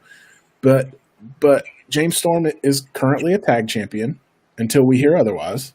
There's no bad blood that we know of. It's just totally a business issue. And I think at this point, James Storm is still part of the NWA. He's just not under contract. And so we're going off of like a snippet of information. And as soon as you hear, it's like we're triggered. As soon as we hear that phrase, he's a free agent or he's not under contract, we're like, oh gosh, oh my gosh. And it blows up. And guys, we don't have any evidence to support that. If his contract expired and it wasn't renewed because of business reasons, then that's just business. Doesn't mean he's going anywhere. It doesn't mean that the tag titles are vacated and all that kind of stuff. Now, of course, we did talk about, Eli Drake appearing on Primetime Live, and he didn't have his tag title. And so I know that kind of fuels some of the conversation. But I just want to take this opportunity again to urge the hashtag NWA fam, let's think about this with a level head. Let's not jump to this worst case scenario or conspiracy theory type stuff, and let's just see how it plays out, until we have some kind of concrete evidence that like the titles are vacated and they're going to have to do something because of this. My assumption is that he can appear on NWA and anywhere else at this point, wherever he wants, and I think he probably will. So that's my spiel. Rob, I'll let you weigh in.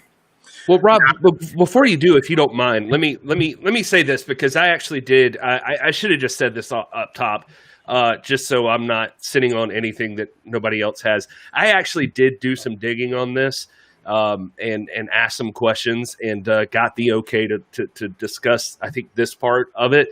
I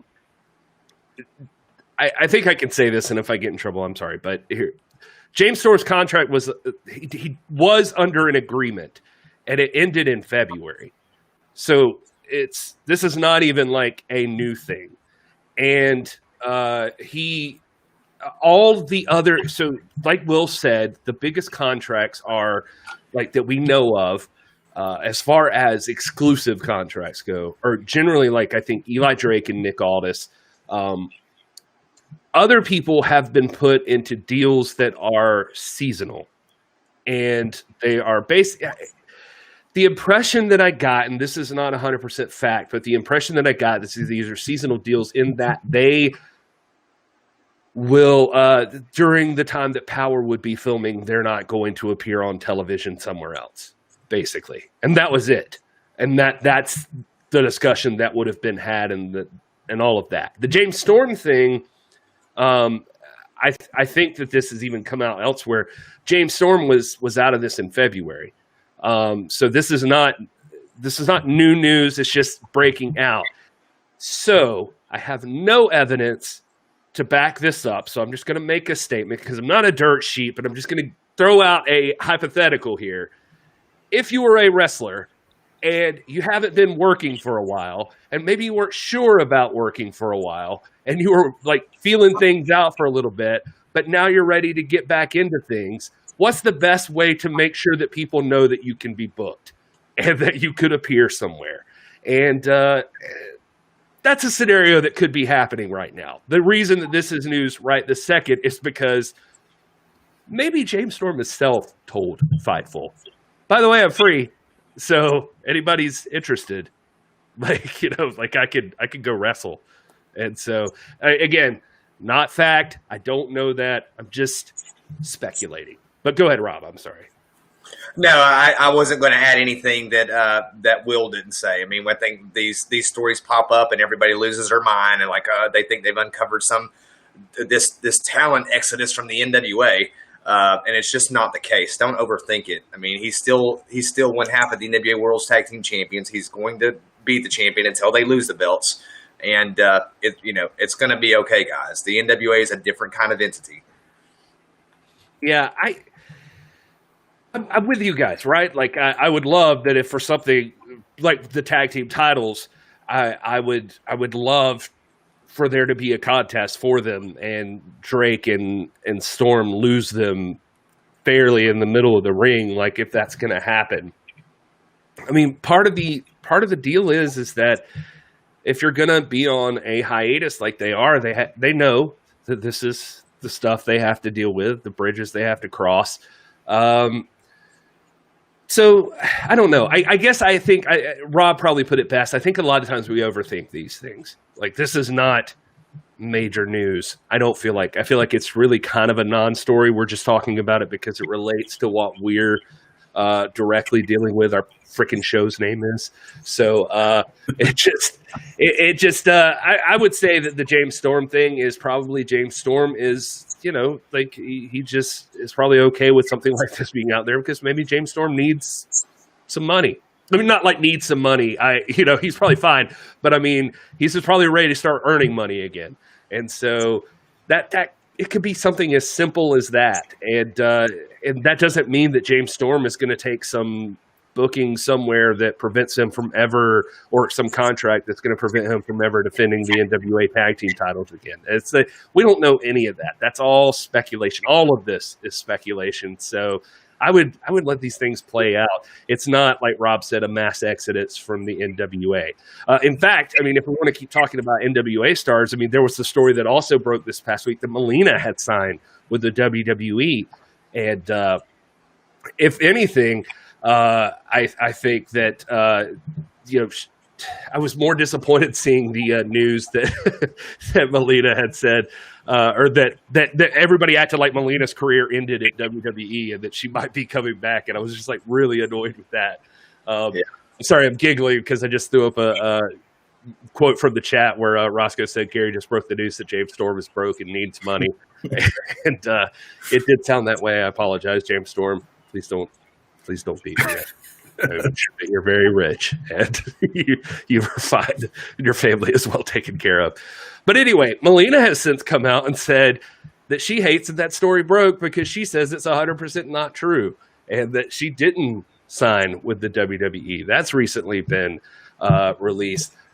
And so I don't know what the story is. In fact, I have on her official Facebook right now, she has definitely denied. She says, quote, "This makes my heart ache because I love my fans so much. I want you to realize that these sites that claim they know what's happening don't.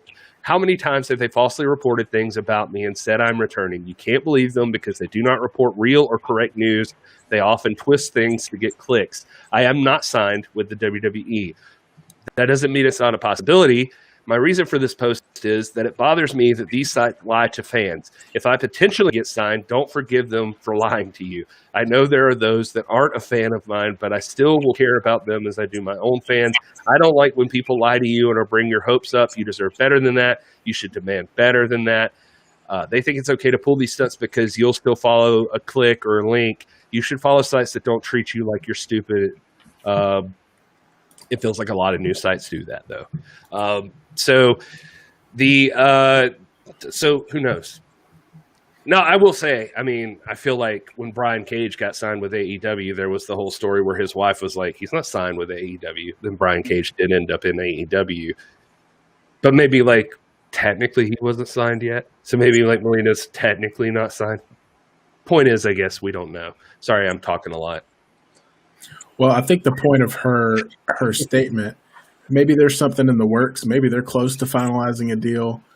And I'm going to try to be as diplomatic as I can here. We've had conversations offline, and you guys know where I stand on some of this stuff. But I think her point is just that, when it comes to wrestling news, we call them dirt sheets or whatever, that they're so eager to break some kind of story or do something like this that they don't really take into account who they could affect, right? Because this is a human being. Melina's a human being.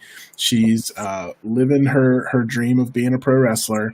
And, what if they did that to us? You know what I mean? Like, Rob, what if there, like, a story came out that you were going to switch schools? And it wasn't true, but then you were suddenly under all the scrutiny. Maybe you were talking to that other school about going but like, you know what I mean? Like, we don't take into account like that these are real people with real lives, and maybe, breaking a story like this so that you can get some Twitter followers or some Patreon subscribers is irresponsible. And so I think that's her sentiment, and that's something that I can certainly empathize with. Right. I mean, what if someone were to say something like, Stinson has heat with Manscaped, for example? Well, that's confirmed. Stinson has heat with Manscaped, but I don't, and I can 100% tell you that that Manscaped makes extra quality tools for your family jewels. And right now, using the code NWAPod, you can get 20% off and free shipping over at manscaped.com. So take care of yourself. That's all. That's all I'm going to say about it. Just that I don't have to look at Rob's grill while he talks about it. I just like how Gary. I like how Gary. If you say Manscaped, he has to do that whole promo. It's like he can't just let it wait. It's like if you just say, "Oh, hey Gary, Manscaped," he's gonna be like, "Oh yeah, that's right," and then he's just gonna go through the whole read. So Oh, man. Well, I want to give a shout out to DNC Digital. Thanks for joining us. The DNC Digital, if you guys haven't been following, is a sponsor over there on Mission Pro Wrestling, and did some great interviews with a lot of the ladies from Mission Pro, maybe all of them. I mean, it felt like he had somebody on Instagram Live all the time. So we are honored to have you, sir, as a subscriber. Thank you so much for doing that. You do great work. Brian Rosen bringing up another news topic. Dirt Sheet said Ivelisse and Thunder got in a shoot fight.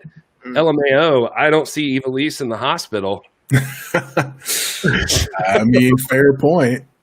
I will say this. I mean, Brian's probably not going to speak on it, but I saw the Ivelisse match, and she most certainly did look very lackadaisical at certain points during that match, and that Thunder Rosa was having to wake her up a little bit. So, just calls it like I sees it. Right, lackadaisical, huh? I have to look that up. I agree, and I'm Brian is not going to comment on this, I'm sure, but I'm gonna tell you what I saw, and it looked pretty much like it looked like she's about to get some receipts from Thunder Rosa. She is like, it looked pretty lackadaisical. Well, I mean, again, I'm no wrestler, but I'm just saying, like, it did look like somebody had to be prodded a little bit to wake back up and start taking it seriously. I just, as WWE Front Row says in the chat, don't no-sell Thunder. Just don't. No. And Polka Dot Pam's in the chat. Welcome, Polka Dot Pam. Love the use of lackadaisical. And that's exactly how I believe it should be spelled, just based on your pronunciation. Yeah, I don't know. I just know that go back and watch your AEW Dynamite and tell me that at some point there somebody wasn't getting kicked for reals. And so anyway, all right. The next bit of news I have is just in honor of Brian Rose. I'll bring up some WWE news. The Undertaker was on this podcast this past week, and it was called My Mom's Basement. And he said this quote when asked about, like, so what's up, man? We watched the documentary. That's it, right? He said, quote, it was in my thought process. I have a whole group of people who are like, you can go out and do this. People will go crazy. On the inside, I'm thinking, I don't move the way I used to move. It's a watered down version. I also love this business so much, and I love performing. It's almost like I needed somebody to put the bullet in there and stop. Once we started rolling with this show, though, it was in the back of my mind, I can get to a point where this will solidify it, and I won't have a choice. Originally, that's where I was, until I had to spend the last 15 minutes with Vince McMahon, and he did not like the ending to that show at all. That's where we put the line back in there, never say never.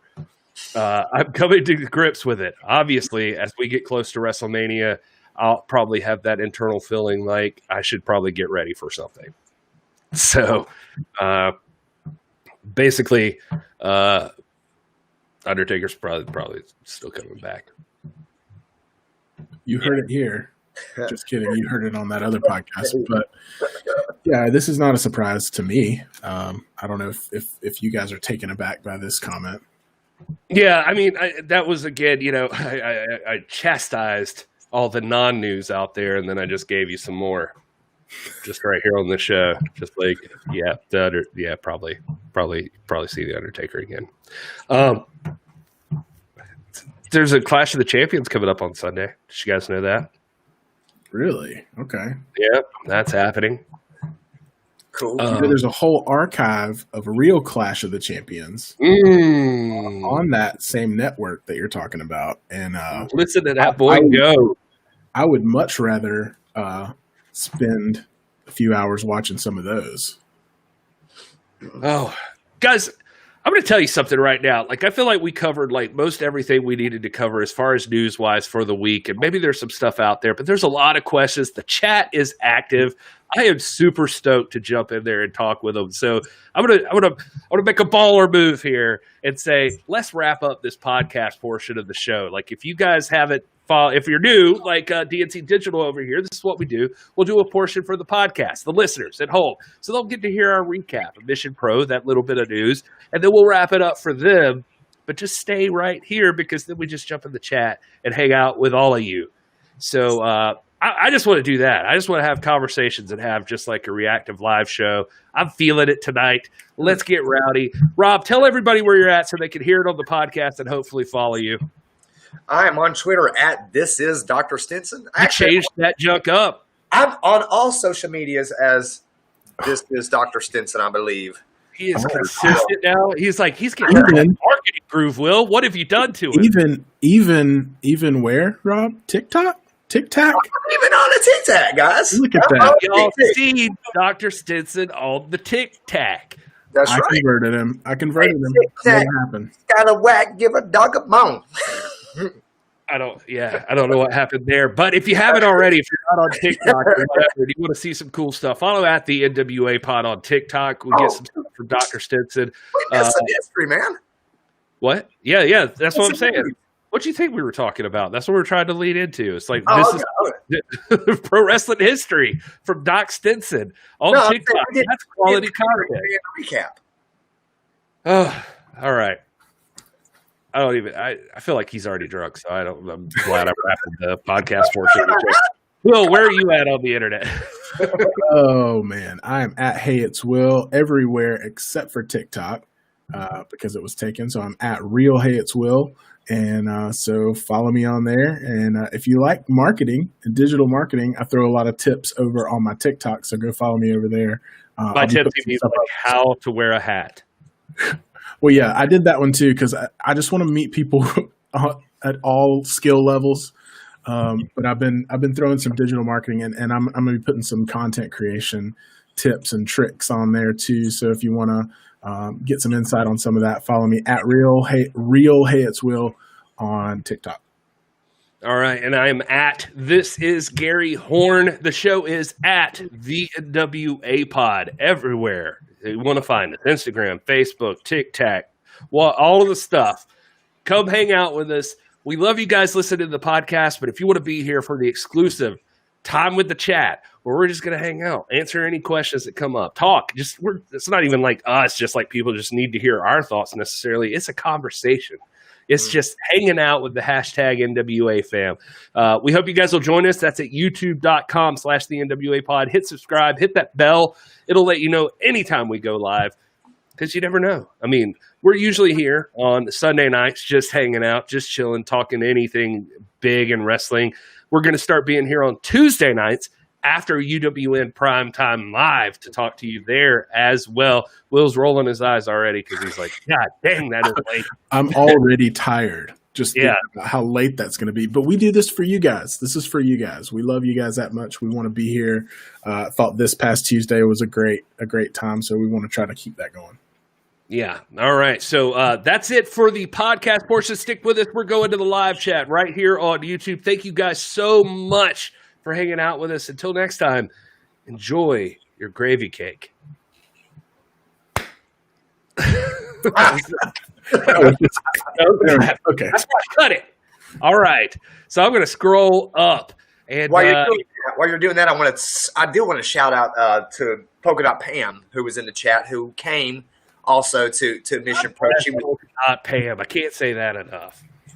Man, she was awesome. We got to hang out, and I feel like, we've only ever met once in person, but I feel like I know this woman very well, and we just hit it off, and man, it was like family meeting, like the old power crowds, and we were just wishing that front row was there, you guys were there, that Heather Hunley and Lavi and everybody had been there. It was just a great time and really good to see her, and I got to meet Pam's husband. Great guy. We got to have a drink together, and we were going to plan up to meet the day after, but I think we all ended up going different directions and just being tired. And Pam's married? What's that? Nothing. I don't know. But yeah, it was fan. It was great to see her, man. And DNC, I got to meet him too. Finally, I saw his question there. I thought we were friends, DNC. My wife's over here watching this show, trying not to bring that whole point up. Well, we'll work our way back to that. So, here's what we're gonna do, guys. We're off with the podcast, so we're just hanging out, talking to you guys in the chat, man. There's a good number of you. Thank you guys so much on YouTube, Twitter. This new thing we've got, like, broadcast this out to all of it. We appreciate you guys hanging out with us. We really, really do. It's cool having you here. So shout out Roscoe, Front Row, Woodland Goblin, DNC Digital, Jay Cal's in the house, Brian Rose, as always. I saw John Farmer in there. Y'all know him. If you don't, check out Camille. She might look like him, kind of, depending. It's her dad. Yeah, just say that. Just say. Don't make it weird. Just say that. Well, I don't know if everybody wants that broadcast all over the internet. John Farmer's Camille's dad. I just did it. Well, can't take it back now. Anyway, it's good to have you guys here. I'm going to start with this comment from J. Cal that was back in the chat. If I missed anything that you guys want to talk, just throw it in again and we'll get back to it. But this came up during the James Storm conversation. And then, of course, that led to Melina, and that also led to discussion in the chat about Eddie Kingston and Ricky Starks and yada, yada, yada. J. Cal did make this excellent point. Somebody got to figure that junk out with that echo. I don't know what's going on there. No, I got headphones in, so I don't know. The thing about the NWA, they found these names in the wake of MLW, ROH, AEW, WWE, NJPW, etc. There will be more talents available. Cream rises to the top. That's always the thing I think of, and I think J. Cal makes an excellent point there. There's so much wrestling talent out there. Hell, go get on the Title Match Network and watch Mission Pro Wrestling if you haven't already. Look at all those ladies that are on that show that are not signed elsewhere. I mean, Big Swole obviously is. Red Velvet's shown up a couple of times. Thunder Rosa's win the NWA. And otherwise, I don't think any one of those ladies is on a major promotion at all. And they are all excellent. So, it sucks when people move on, but it's, Doc Stinson's talked about it multiple times. It's territory tradition. You moved in, you moved out, you refresh, you make things cool and new. That's life, man. If you want the NWA to be old school, you want that classic feel to wrestling. That's just the way of the world, I think. Yeah, so we say it all the time. The NWA is a different kind of entity. It always has been. It's a meta promotion. It's an overarching promotion that will accept. I hate to use the word collusion. That doesn't sound right. Cooperation. Will accept cooperation with anybody who brings the challenge. So I expect to see much more of this in the future. And it's not that we don't want to see the NWA have a solid roster, but the whole world is NWA's roster. Thunder Rosa will defend the belt against anybody. She is a fighting champion. Nick Aldis will defend the belt against any worthy opponent. It's got to be a worthy opponent. He's not just going to be flippant about it. But Mike Bennett was not NWA talent. But he was a very worthy challenger.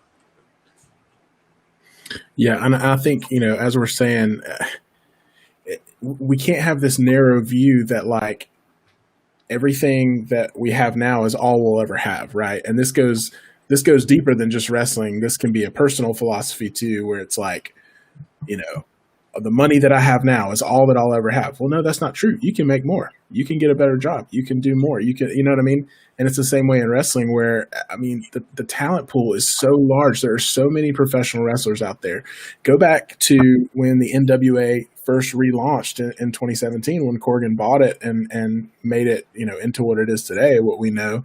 And what if you were to say at that point in time, oh, well, the NWA is just Tim Storm and Nick Aldis, right? That's all it was. But look what it grew into because they were able to go find these organic talents that, were available to come work and be a part of the roster. That's a continuous cycle. It's not a one-time fluke thing. And we say this all the time. Look no further than Mike Bennett, who has now competed in his first NWA match. He would be an incredible addition to the roster in any capacity. I talk about Joe Henning all the time. He's still out there somewhere. He would make a great. I mean, my point is that there's a lot of people out there. We can't sit here and act like, okay, Ricky Starks and Eddie Kingston was the NWA. It doesn't work that way.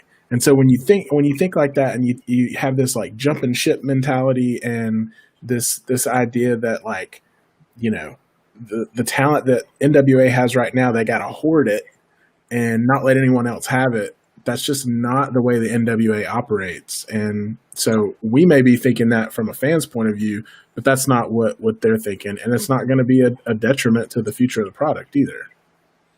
Yeah, I mean, I think you make an excellent point about bringing up 10 pounds of gold. I mean, we saw this thing grow into something special just off on the back of Tim Storm and Nick Aldis. So they'll make it work. Like, I'm not even worried about it. And these guys gotta eat. So they got to work, you know. So James Storm, you know, God bless him. Hope he finds plenty of work. And, you know, the guy's he's not a rookie anymore. So I'm sure that he is interested in, like, figuring out if what his value is in, like, a promotion like an AEW or WWE. That just seems like a thing that any wrestler would be interested in knowing. So, you know, hopefully, just whatever he does, I would hope that he does work something out for the NWA tag titles. But hell, man, like 2 weeks ago, they were like teasing a FTR match, like back and forth, and we've seen that an AEW and NWA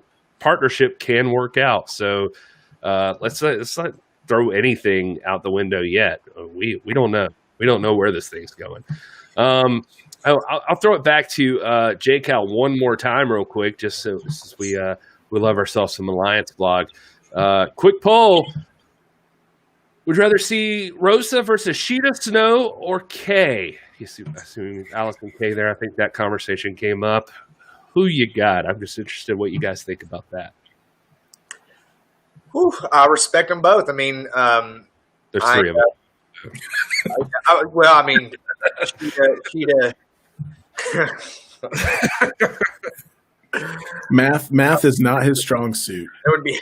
He's not a math teacher, ladies and gentlemen. He's not a mathist. Three. I accept both of them. All three. That's right. Man, the Sheeta match was a classic. It was the best match on that particular card. Sheeta's she's got the international global pedigree. She's one of the best in the world, no doubt about it. I would love to see it. Allison Kay is an emotional favorite of mine. I think that she's underappreciated. She and Thunder Rosa had an epic series of matches already. I think I'd love to see more of that. But right now, man, I'm just like, the Kaiju is like, she's my favorite, man. I mean, I love her look. I think she brings out the best in Thunder Rosa. I think their matches have had intensity that was just tangible. You could feel it. I mean, when Thunder Rosa was, kicking Lindsay Snow's chest and vice versa, I felt it in my teeth, man. I could feel it rattle my teeth. It was like, I feel that. I just feel the intensity there. Not that it's not there for the other two. I just feel more so with this one. So my vote would be for Lindsay Snow, Thunder Rosa Part 2. My answer is gonna be a little more based on how these matches made me feel. All of them were incredible. But as far as buy-in and matches that really made it feel big and meaningful to me, I would want to see Allison Kay and Thunder Rosa again. Just because, that match they had on the pay-per-view was just so good. And, that doesn't mean the other two matches that we're talking about with the other two opponents were bad. It just means that for me personally, I just was really invested in that match. And I would love to see that one again. I mean, the correct answer is all three. I mean, and if anyone can... All three matches were really, really good. Both of them.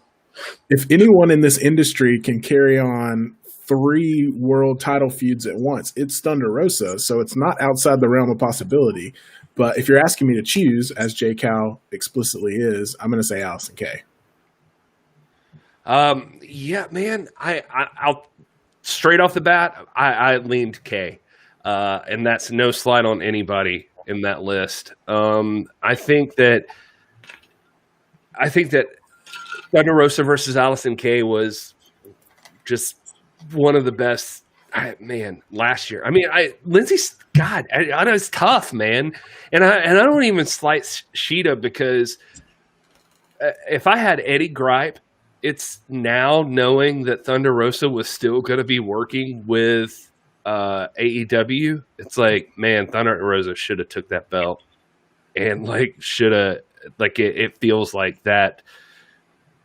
I don't know. It just feels like there was a lot more they could have done with that if Thunder Rosa would have took her to school. And anyway, that's just wishful thinking. I'm going to say Kay just to do it and just to not agree with Rob. But other than that, well, you guys are out of your mind.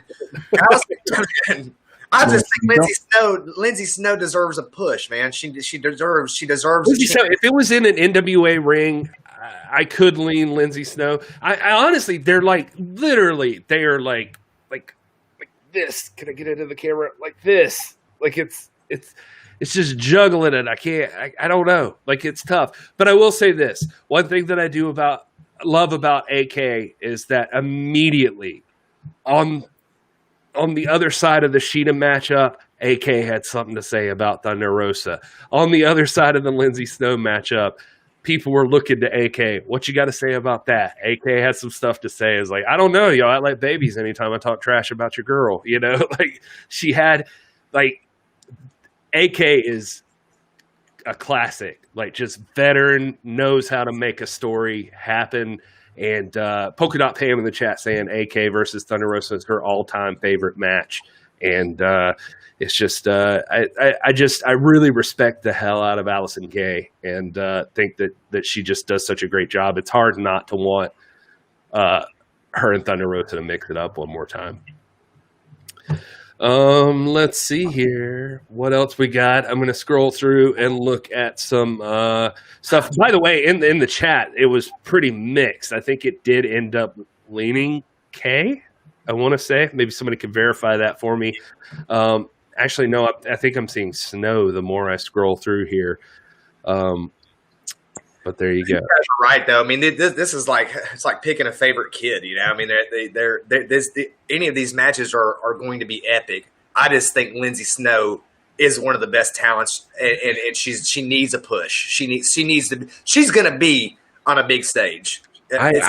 My biggest hope in the world is that Lindsay Snow is doing all right for herself and can hold out until Billy Corgan's finally going to cash that check for her to just seal the deal on Lindsay Snow. You want the next, they walked right into Thunder Rosa being the hottest star in wrestling. Well, the next one in line right now is the American Kaiser, Lindsay Snow, in my opinion. And so you better lock her up. I just feel like that's the truth. So here's another question in the chat. Roscoe asking, what big star do you wish would take on Aldis? Mine is Sting, he says. I saw some others in here if you're interested. Dr. Red Tyler, don't trust him, but he says Drew McIntyre versus Nick Aldis. Roscoe says Jericho would be good. Brendan with him or Moxley. So those are the ones I see right off the bat. What do you guys think? Is there a big wrestling star out there you really, from any promotion, that you just really love to see mix it up with Nick Aldis? From currently or from history or what? Or there was no clarification in that question on that. Andre the Giant. You would take on I feel like it's talking current, if I had to guess, because he says, which big star do you wish would take on Aldis? I mean, I'd love to obviously see Jericho. I think Jericho's great. I like the Mike Bennett thing right now. I don't think we're finished with that yet. So I want to see more out of that. I think Mike Bennett earned everybody's respect and certainly Nick Aldis's respect. I want to see a follow-up to that, or maybe a few follow-ups to that. I think I'm going to jump in here and say that a lot of people I've seen Okada floated around there, but I'm going to get crazy tonight. I'm feeling wild. So I'm going to throw in Rey Mysterio. I would love to see Rey Mysterio and Nick Aldis mix it up because just the styles clash of that matchup and just to see what those two guys bring to the table together. Like, I just think that would be, I don't know. I'm just interested in seeing like how that match would play out. I think Rey Mysterio is one of those guys that I've always just like really, really respected. And his feuds with folks like Eddie and Chris Jericho and those guys, like Rey Mysterio just makes it happen. And he's fought people with technical skill levels like Kurt Angle, and those matches have been amazing. I'd be really interested to see Nick Aldis and Rey Mysterio mix it up. I think that'd be fun. I have a couple of names come to mind. One would be a babyface Seth Rollins. I think, and I say babyface because I feel like when Seth Rollins is in babyface mode, he just puts on bangers of matches. Like, and I feel like him and Aldis could probably tear it up. And another one, this is kind of weird, maybe out of left field, but Kevin Owens comes to mind. I just feel like the contrast in their styles would be really interesting and entertaining, and I think they could cut some killer promos on each other. And I don't know. That might be out of left field, but that was just somebody that popped in my mind when you said that. It was I support left field. I got left field for you, Dan. I got left field right here. Nick Aldis and the Great Muta comes out. Well, that was and that should definitely happen for sure. You want to talk about contrast and styles? Of course, you got to throw Eddie Kingston in there. That is the styles par excellence. And speaking of Nick Aldis, by the way, not to change the subject, and we'll get back, but we had a momentous occasion this year that we may never see again in our lifetimes. We don't know. It's only happened a handful of times ever. And that was on Saturday. Nick Aldis, and now people are going to sharpshoot and want to throw up, make comments about the pandemic and this and that. But well, we can take that up for debate. But be that as it may, there have been between September 19th, 2020 and October 21st, 2018, there were 700 days, 700 rotations of the sun or the earth around. What is it? Yeah, rotations of the earth on its axis. I'm trying not to be so lackadaisical about this, guys. I'm trying to math and science aren't your thing, I guess. It was 700 days, and so I salute the champion. It's a great historic achievement. He did not create the global pandemic. He didn't create the situation. He wants to defend the belt. He defended the belt as quick as he was able to. And he conducted himself with class, dignity, and grace the entire time, as a statesman does. And so just congratulations, Nick Aldis, on a historic achievement, 700 days. Yeah, 100%. I mean, we're obviously behind it as much as we push it. 700 days is an awesome thing. You're a part of history. You get to see that thing happen. That's going to be great. It's going to be a hell of a trip from here for him to cross any of the other barriers that are there. I would like to see his combined reign total rival some of these folks, but it's going to be interesting to see what happens with Nick Aldis and who steps up to challenge him from here. Speaking of those challenges to Nick Aldis, let's see here. Brendan says Aldis versus Eddie Kingston is going to happen. Book it. The Nation Show saying Muta would have a story as well with his NWA time. Yeah, I think that's a great thing there. Yeah, and Roscoe was thinking of Muta when he was asking that question initially. Let's see here. Dr. Red saying technical Nick Aldis versus AJ Styles. That could be fun. I like that, Dr. Red. Aldis versus Daniel Bryan from the Nation Show. Aldis versus Cesaro. Says front row. They'd have chemistry. I preach Cesaro every damn week. That guy he should be the Lou Thez of the modern era. And here we are. Rob over there shaking his head. You can keep that your own damn self. Man, you talk about similar styles. I would love to see that. They talked about that during the What's Causing Aldis interview. That would be, to me, I think a classic match, man. One that would go down for the ages. Yeah, I don't know what Nation Show's talking about here. Aldis could also pull off Charlotte. Like, you want to see Charlotte Flair versus Nick Aldis? That, to each their own, I guess. John wants Aldis versus Ron Killings, former NWA champion, honestly, so not a bad idea. The promo battles between Aldis versus The Miz would be great. That is possible.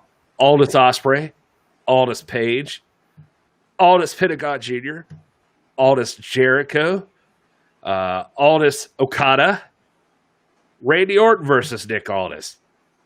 That's intriguing because it's well documented that Aldis venerates, I don't say venerate, but he holds Randy Orton in the highest regard as a professional, as a wrestler. So to see the greatest wrestler in the world, Nick Aldis, take on the man who he esteems to be the greatest right now, I think that's a pretty interesting story.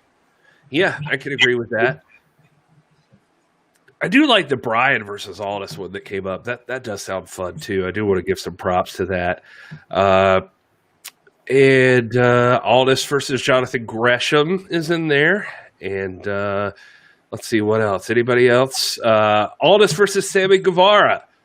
That's out of nowhere, effing wrestling. That's not how you pronounce your name. That's just my redneck coming out, I guess. Aldis versus Finn Balor, also good. Cesaro is awesome, says James Lawrence. Rob, you got to take that. He doesn't approve of much that we say. You got to go with Cesaro is awesome. And McIntyre. Who doesn't like Cesaro? Rob Stenson. Who's that? Trash. Who says something? What about Elijah Burke? He's still in the NWA. Yeah, the Pope's over there. It could happen. Aldis versus Ciampa would be interesting. All of these great matches for Nick Aldis. I'm going to scroll back up and try to catch some questions. You guys, if you have more questions, drop them in the chat. Also, hit subscribe if you haven't already, you SOBs. I just can't win Rob over to. All right, I'm trying to. We had the club tonight, guys. We had the club. I love this, man. Yeah, no, this is fun. I wanted to end the podcast portion so we could just hang out and just talk to the chat. Big Swole was just on Mission Pro. Not sure what the arrangement was, but clearly there's a willingness to work partnerships out. Yeah, I think that Mission Pro will work on casting anybody in the promotion that is available. That is a lady, by the way. Contracts don't equal time. I'm just thinking front row stuff. Look at this. What's wrong with me? This is still going back to the other stuff. People act like wrestling promotions outside of people act like all wrestling promotions outside of WWE have exclusive contracts, and it's not the case. Many indies have relations and exchange talent and let people work at different promotions. So yeah, 100%.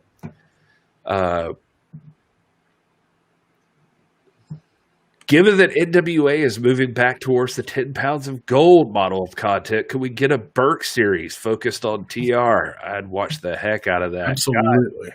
God, I hope so. That would be great. And that's the end of that conversation. No, man, you do. Yeah, you need a series that showcases the Burke, which, by the way, I got to see it in person. Beautiful. I mean, Gary, you've seen it in person before, but it's a little ring worn. You know, you can tell that it's been through some things. That it is a beautiful belt, and just historic belt with historic roots, both in terms of lineage and in terms of design. And to see that belt in person, man, to be so close to it, it was awesome. We're also getting some Thunder suggestions and matches, but you're 100% right. By the way, Rob, I think that is really cool. It's so cool to see the Burke travel and to see it just show it up all over the place. I want that belt to become the premier women's championship, and it is on the person that's making that happen right now. You want to talk about, I mean, just like lucking into things. the NWA looking into like Thunder, you know, I feel like I'm downplaying if I say luck, but just like the fact that Thunder Rosa hit this pandemic with that belt, and that she's like the most out there, all over the place, like face of wrestling right now, like that's, man, y'all nailed it with who the champion is right now. You got it. Guys, I mean, we're talking about, right, Thunder Rosa is the hottest name in the world right now. That's no NWA, you know, mark exaggeration. I am a mark of the NWA, but I'm going to tell you, as a fan of wrestling, my wife, who is not the biggest fan of wrestling, she enjoys what it brings to her and what it does for me, and she gets into some things, but Thunder Rosa is one of them. Like, she drops everything to watch Thunder Rosa, and she was just amazed. She's like, Thunder Rosa, we're like feet away from the most important wrestler in the world right now. And I'm like, yep, that's how we do. No, but it's true. Like I keep going on Twitter and I see these people have conversations that they get mad now. Like where our friend from our Italian friend, Lobby. Frank Mandolini. Yeah, Frank Mandolini. God, why did I just forget his name? But Frank tweeted out something about like the most over AEW talent right now, and had like Thunder Rosa, and then I made the comment. I was just joking. I mean, I knew what point he was making, and I just like emphasized it. Was like, yeah, she's not even an AEW talent, and people were already getting pissed about that. They're like, well, she's with us, like, you know, and blah, blah, blah. And I keep seeing tweets like all day long about people like, if Tony Khan knows what's good for him, he's going to scoop Thunder Rosa up and blah, blah, blah, blah, blah, blah, blah. Thunder Rosa's already getting it. I just look at all of them, I'm like, man, we've been saying that trash all day long, every day for like months now. We knew Thunder Rosa. I knew Thunder Rosa before I saw Thunder Rosa on Power. Just I knew I wanted to see her. Then I saw her, and I was like, now we need more of Thunder Rosa. And people are waking up, man. She's got that ability. I guess what I'm saying is I wasn't even special. It was just like she's got it. Like she's everything you want out of a wrestler right now. And they gotta. Everybody's gonna jump on it now because now she's hit the big time like platform where everybody's going to see her. So anyway, Rob, let's get rid of Will. Sick of that guy. Guys, this is just a little inside baseball. Will's going to pee. So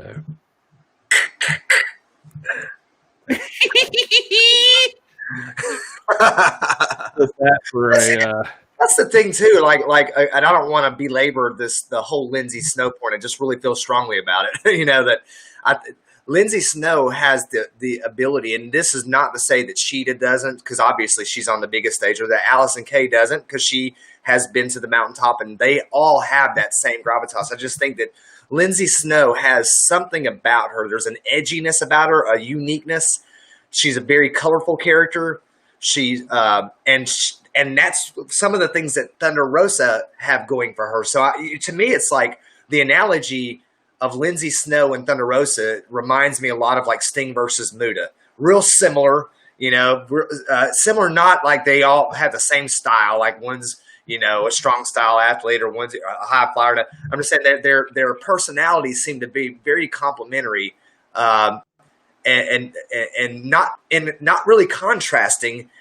They seem to be of the same breed, of the same sort, and I think it just makes a really it's just a really intriguing potential story, an epic story that can be told time and time again.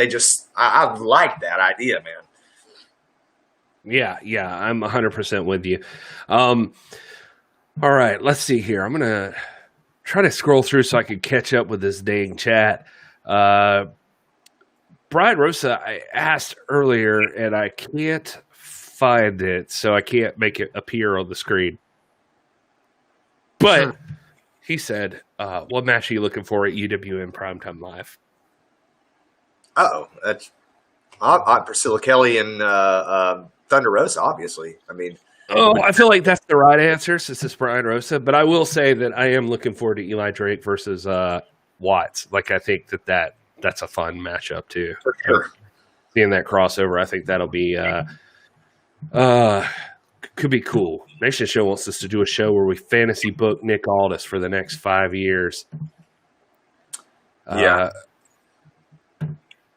He wouldn't have the title for 730 days if I did it. Man, you don't want me fantasy booking Nick Aldis. That joke would be like, and we've reached day 4,000. We've reached day 4,000 and F. Luthez. Oh, man. When was the last time Marty Bell wrestled? Where is she? I don't think she's wrestled since NWA with the Goblin. I think that she is she's been doing OnlyFans with Allison Kay. Not OnlyFans, I should clarify. Patreon with Allison Kay. They've been doing a lot of that stuff. I think that's been keeping them going, honestly. I don't think either of them are probably locked down to anything. I think that they just have successful side ventures and just they've been waiting it out. Oh, my God, Stinson, we got to jump on this right now. You ready? Are you ready? Well, hit me with it. Spit it out. Spit it out. Roscoe tuned in. Stinson, I've wanted you to answer this for ages. Who should Nick Aldis' opponent be at the next big, strictly only NWA pay-per-view? It's a great ages. It's a great question. Ages. That's great. We actually talk about this. Gary and I, and we'll talk about this all the time, just in our private conversations offline and everything. And I part of me is like, there has to be some sort of indication that we're going to make the titles mean something as far as a title, being in that echelon and deserving. You get into the business, and the reason you get into the business is because you want to win the belt. If you don't want to win the belt, there's no reason. If that's not your aspiration, then you have no business being a part of it. And the national championship and the TV championship should be stepping stones. I mean, they're great titles, but they should be launching pads to, the national champion should be the number one contender. The TV champion should be either the number one or number two contender. So, part of me, I like to see Aaron Stevens. I think he's a legit guy. I know everybody think, some people are preoccupied with the whole comedy bit. It's not as big a deal to me. I think we all know Aaron Stevens' career, what an amazing talent he is. He would be worthy. And then that TV title picture, I don't know, man. I would really like to see gosh, because I like Nick having this extended reign and the days. I like the sense of history that we're experiencing, but there's also a big part of me that really, really deeply wants to see Tim Storm get another run at the belt. And I know that there's the stipulation, but in pro wrestling, stipulations are stipulations. They happen all the time. There's a way around them. There's that TV title route, or if he wins that. So I would, if you had to nail me down and say, Stinson, you're drawing up this card, who is going to be in the main event, I would put Tim Storm there. Rob, I think that you nailed down a bunch pretty perfectly. I mean, I think there's money in Storm still. Tim Storm 100%. Their feud can't be over yet. And I think there's potentially, or eventually, not even potentially, definitely, but eventually, money with Eli Drake. I think there's a feud to have there. If we're talking about the roster as it was, as we left it in the NWA. I mean, just I don't believe in guilty pleasures, but if I could throw one in there, nice. That's something we often say on Piper's Notes. Oh yeah, I recently hear that it was on Piper's Notes. But I would get Trevor Murdoch. I want to see Trevor Murdoch built into a legit challenger, and I thought that he and Nick Aldis had a good match on Power, and I like the idea of the rugged guy fighting. He has this similar, I guess, than a Mike Bennett story. He could work himself into something like that, but I really like Trevor, so I'd love to see a nice feud built with them. Will, you're back. Why don't you tell us who you think should compete with Nick Aldis? Well, as much as I hate to agree with Rob, I think he covered it all and nailed it.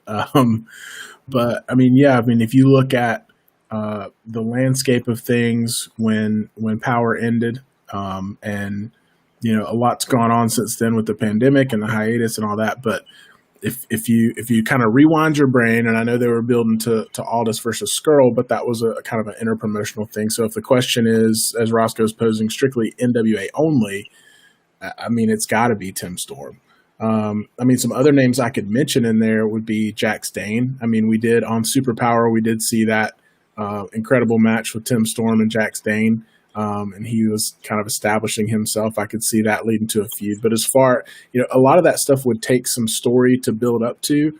But if you were going to come back tomorrow with an NWA pay-per-view and you needed a title match, Tim Storm and Nick Aldis sells all day. Mm-hmm. So.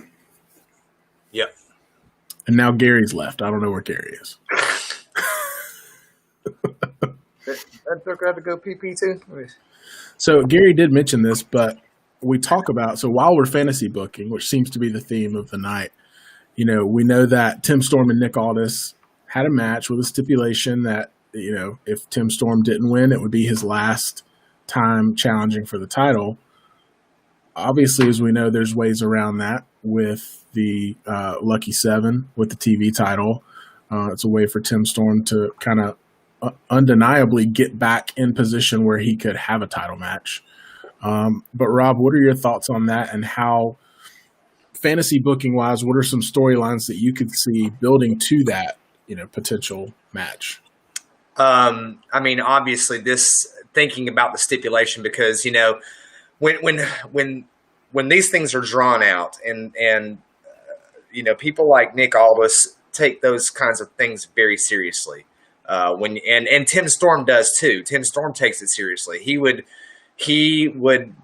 probably, I mean, I know just based off of our conversations that he would love to have another run with the belt, but he also deeply believes that a man's word is his bond, and he bound himself to that stipulation. And so I don't know if he would even relent unless there were a loophole. And it seems to me like the TV title is the loophole. It's right there in front of our face. And who wouldn't want to see Zicky Dice and Tim Storm as a prelude to that? You know what I mean? Yeah, absolutely. I would love to see it. And I felt that way at the end of that match, where I was like, I had this sinking feeling like, I hope this is not the last time we see this. And there's so much just recent history with Tim Storm and Nick Aldis really being the flag bearers for the modern NWA and the 10 pounds of gold. And there's just so much buy-in with that, I think they'd be remiss not to try to revisit that. That's in some form. Seeing names like Zicky Dice thrown out there, seeing this one with Brandon saying Latimer could be a fun one. I could see that eventually going down for sure. Damian Redmond saying Eli or the Pope in there. And let's see here. And Roscoe wants Pope to manage Jax Dane.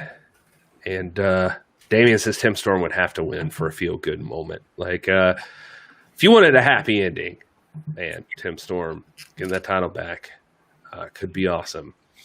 Let's see here. James Lawrence. We don't want to skip this guy. What tag teams would you like to see work in the NWA? This is Will's baby. Let's talk about some tag teams, guys. Oh, what do you got any tag teams in mind you'd love to see?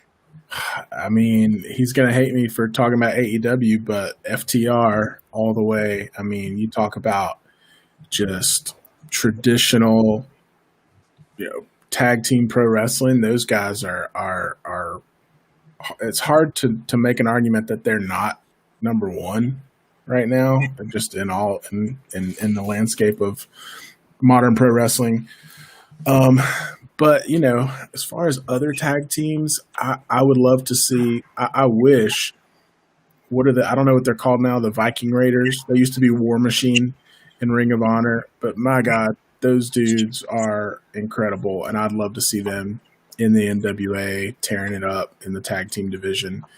They've been turned into a comedy act over on WWE. It's really a disgrace.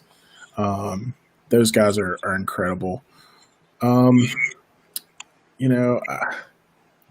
Just trying to think through some other tag teams that might be more under the radar, but that would fit in really well. I don't know. Rob, what do you think? You got any tag teams in mind? Really, really high on the Briscoes. I think they're just cool, man. I love watching them at Crockett Cup. Their promos are like Eddie Kingston's. I mean, like you feel them. It's like they're scary guys, and I just think they're a great team. That's probably my biggest. There's a team around here in these parts, and that would be North Georgia, Eastern Tennessee, Kentucky, this area, and they're called the Jungle Kings, and it's a team made up of Lex Lee and Kevin Kaufman. They've got a lot of stuff out there on social media, on YouTube and whatnot. This is a tag team that is phenomenal that I think I'm surprised they haven't been scooped up yet. I think that the sky's the limit for them. They're young guys, but they've been working forever, it seems like. And they're big too. They're big fellas. I mean, they've put on size over the years, and upon their craft, they remind me a lot of things like the Young Bucks and stuff like that. But I'd love to see the Jungle Kings. There's someone that I think they need. It's like a Lindsey Snow thing. They need to get some eyes on them. Yeah, I like the Briscoes a lot. I think I saw some folks agreeing with that. James H. Jackson Jr. in there. Briscoes get my respect, starting in ROH and still there. Front Row wants more Dawsons. Look at that. And James Lawrence agrees with you, Rob, by the way. So the Briscoes. There you go. I saw the War Kings popping up a good bit. And I like the War Kings a lot, Crimson and Jack Stane. I think that would be a lot of fun. Trying to think of anybody outside of what we've just mentioned, because I agree also with FTR. Like, I think FTR just fits perfectly. I would have loved to see Front Row brings up the Revolt, Caleb Conley and Zane Riley. It would be fun to see those guys work their way in. Gosh, I don't know.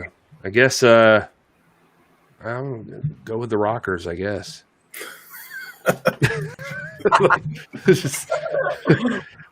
We'll just get the Rockers in there. Will the Goblin has a good one here. The Von Erichs, man, Those guys over in MLW, they're doing great. All right, so we're gonna get some more questions here, and Damian is talking about Will All Day. It's a guy that the NWA has to get. I saw this question earlier on there. Somebody asked, what did you guys think of Will All Day? We saw his first time. It was the first time I ever saw him was on UWN Primetime Live this past week. I thought he had a good look. I actually expected him to win, and as I recall, he did not pull out the win. So any thoughts on Will All Day? I love him. I mean, I don't know that so to answer this question about Will All Day specifically in the NWA, I don't know that he jumped out to me as like, oh, this is a guy that needs to be in the NWA, and not like some guys do. I think he could fit in. Certainly there'd be a place for him, and he'd be a welcomed addition. He's a hell of a talent. But I don't think he jumped off the page to me as, oh, we got to have him in the NWA. I don't know. You guys might have felt different. No, I felt the same thing. I mean, I don't really know a lot about him. I've heard his name. I'm trying to become more and more familiar with some of those talents that circulate through the UWN series of territories. He impressed me. I mean, I want to see more of him for sure. But he's not one like on prime time. He wasn't the name that most stood out to me. So let's see here. Woodland Goblin, is there a problem with the Rockers? I don't think so. No. There was no problem with the Rockers. All right, let's tackle another one. Let's see if you guys are ready for this one. Roscoe throwing all the hardball questions at us. Why is Rob Conway not discussed on Great NWA Champions? Let's hear your feelings on Conway. Anybody got any immediate feelings there? Yeah, Rob's ready to jump on it. Yeah, Conway, any person who gets the belt has earned our respect and esteem just by virtue of having that belt, whether it's Tommy Rich or Nick Aldis or whatever. But Rob Conway is different. He is one of those ones that is underrated, and he should get more respect. Part of it, I think, is that Rob Conway himself keeps a rather low profile now. He doesn't often, we don't see him out there advocating for his very important reigns. He was was one of the champions that defended the belt in multiple promotions on multiple, in multiple continents. And his reign was very, very credible, very respectful. I think someone like Jay Cal would tell you that he's up there in the echelon of champions that are really underappreciated. Rob Conway is,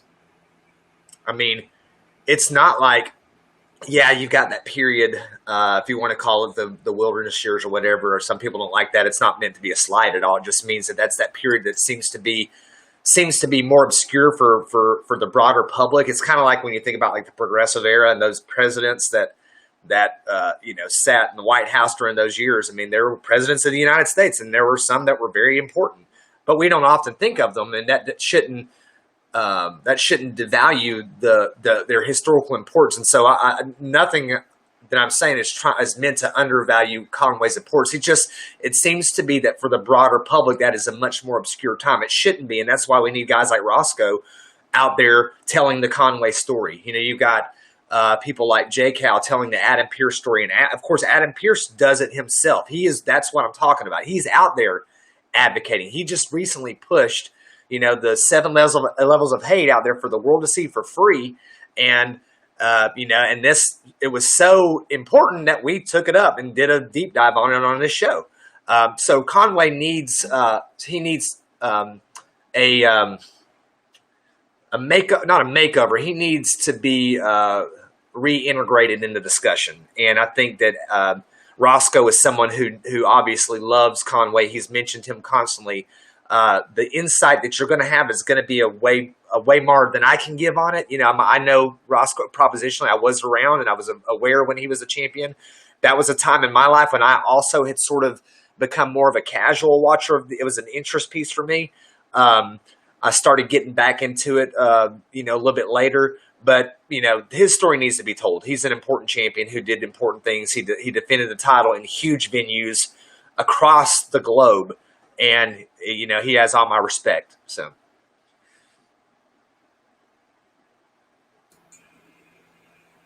I just wanted to let it linger on Rob's face.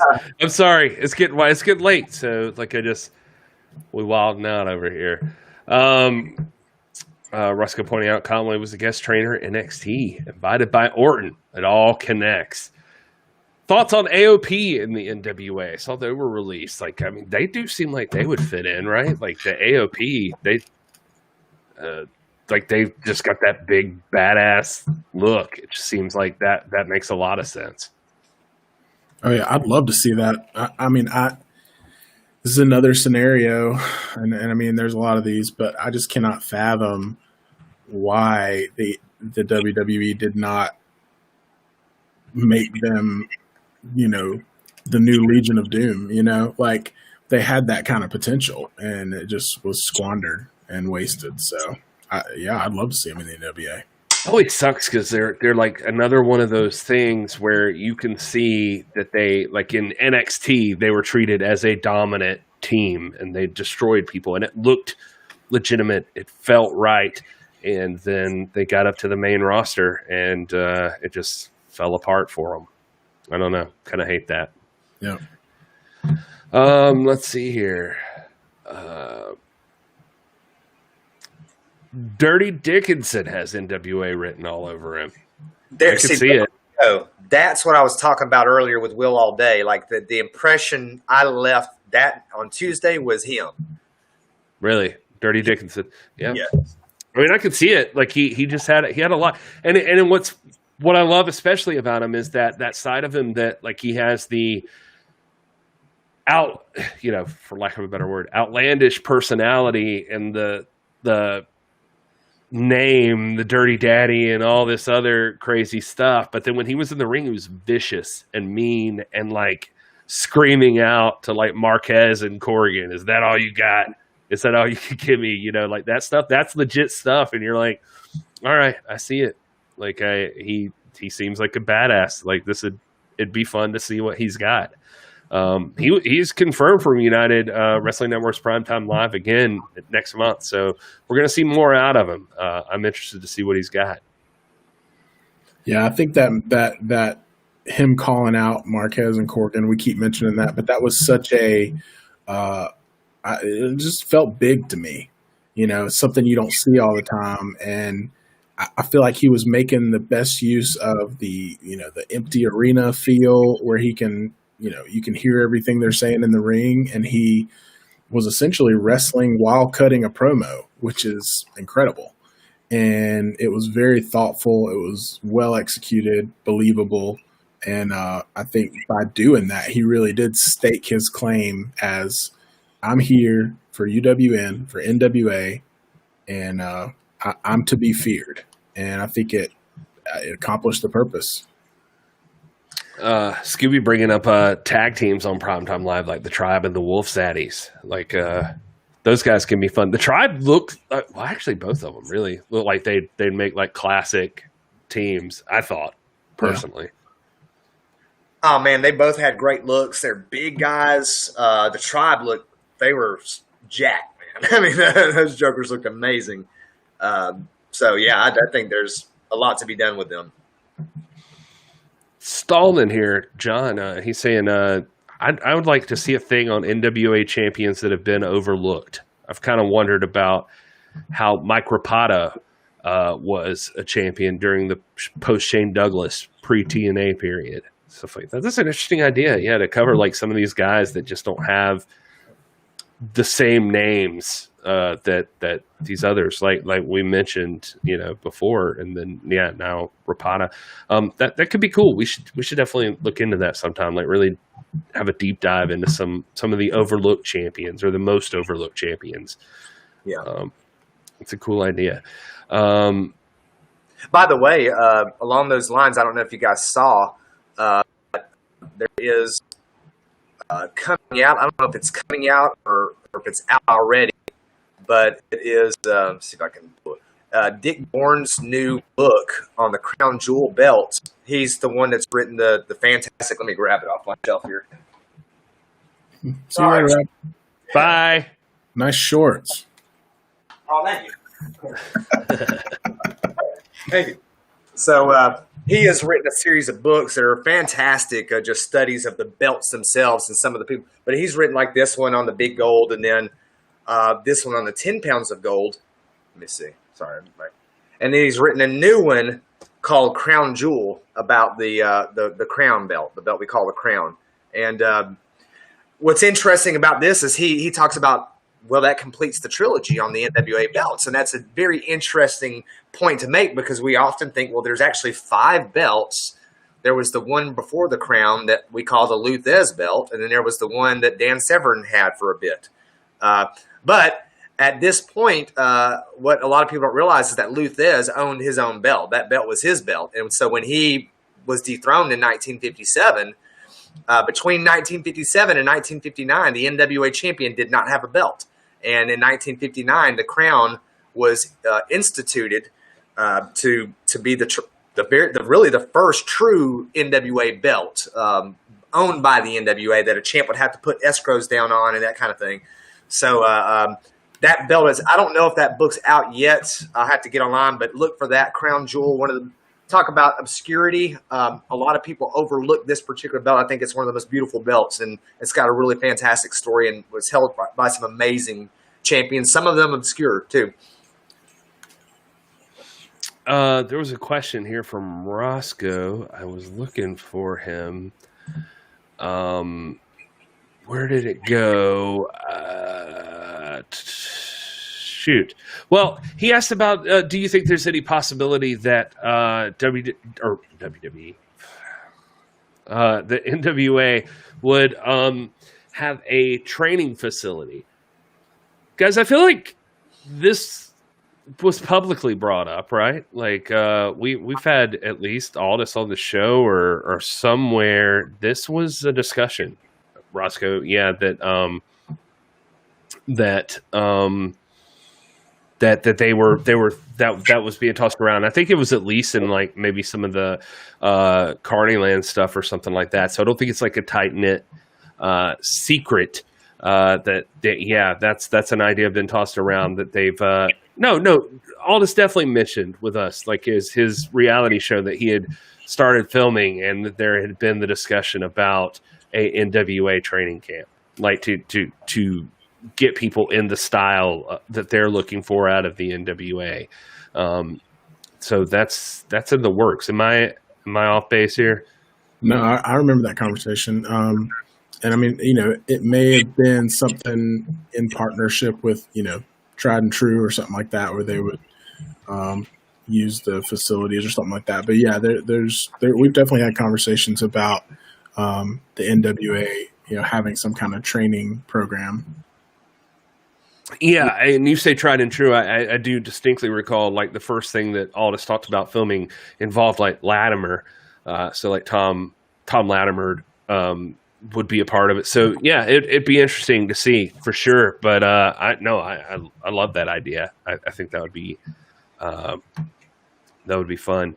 All right, let's see. Well, guys, we got to move through these. If you got questions, bring them on.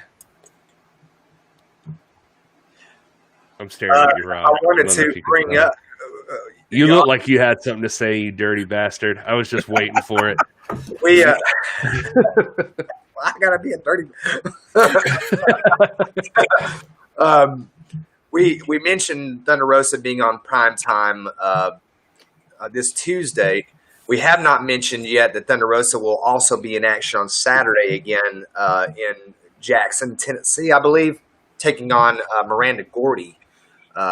In a title versus title match. I think I'm trying to bring the details. I don't know if Brian's still in there and can speak on that, but she'll be in action this Saturday, and that's out by way towards Memphis, Tennessee, in that area, and it looks like there's a good chance that Piper and Dad might be making a day trip.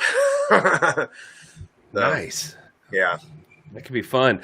Did see some love for SCU.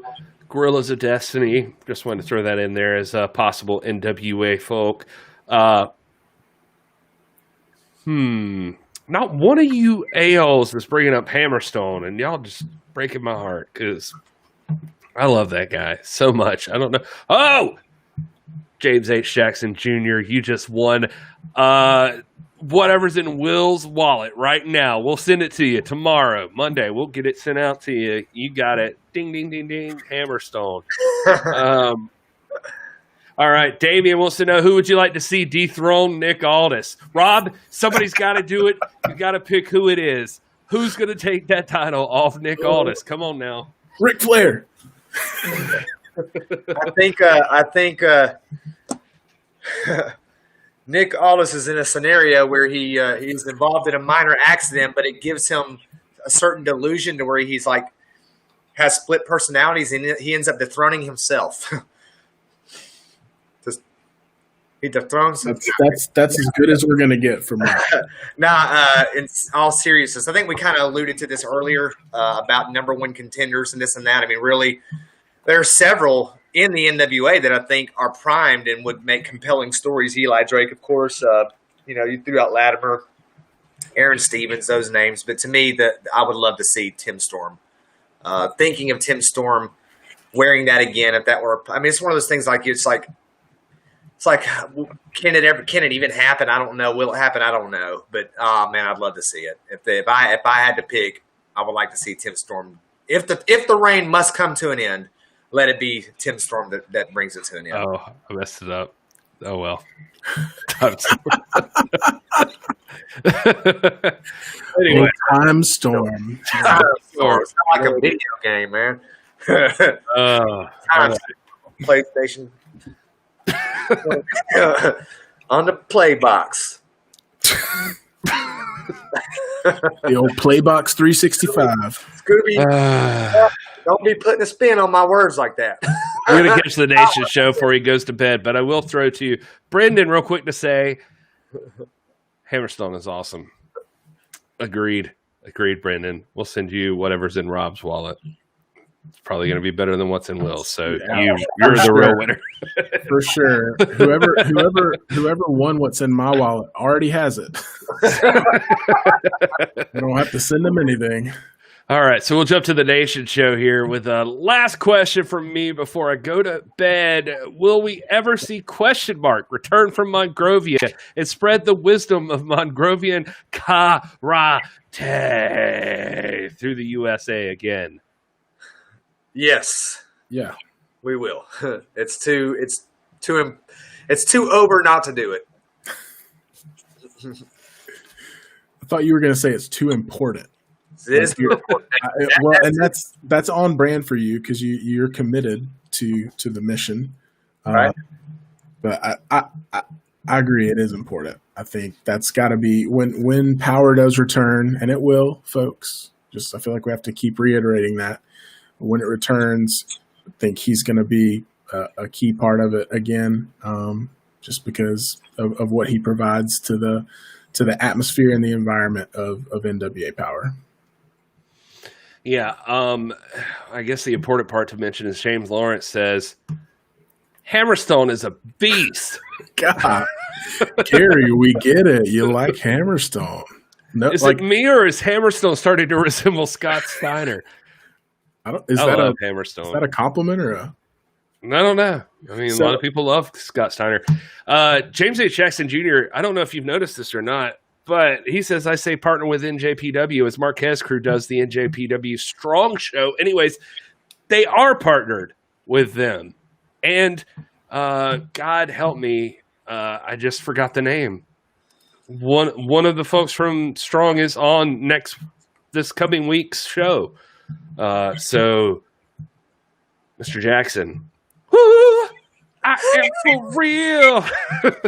You are gonna see New Japan on the UWN. All right. Oh, y'all haters. No more of that, please. Did Dr. Rob just say Aldis beats himself? I did not say that. First of all, point A. That I did not say that. You putting a spin on my words, like you always do. Not you, Scooby. I mean, I'm surprised that you're doing it now, but y'all always try and twist what I say and get me in trouble, man. Get me in hot water. Now you're trying to come between me and the champ. Hammerstone is your hookup. Holler if you hear me. Gosh, you guys. I love this support for Hammerstone. I'd say we'll just have a whole separate Alex Hammerstone podcast. I love that guy. I think he's fantastic. Hammerstone's my new favorite wrestler. Oh, wow, that escalated quickly. Let's see here. Jake House late. Aldis versus Triple H.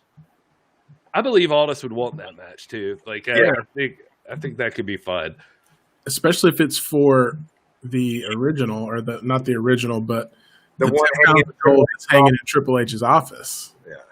Yeah, I think that's one that Triple H would welcome. Also, I mean, if the circumstances were right, they both have respect for each other mutually, and they've not, minced words about that. So I think that's I'd love to see that. Brendan, appreciate it. Take care, guys. Loving the podcast from here in Taiwan.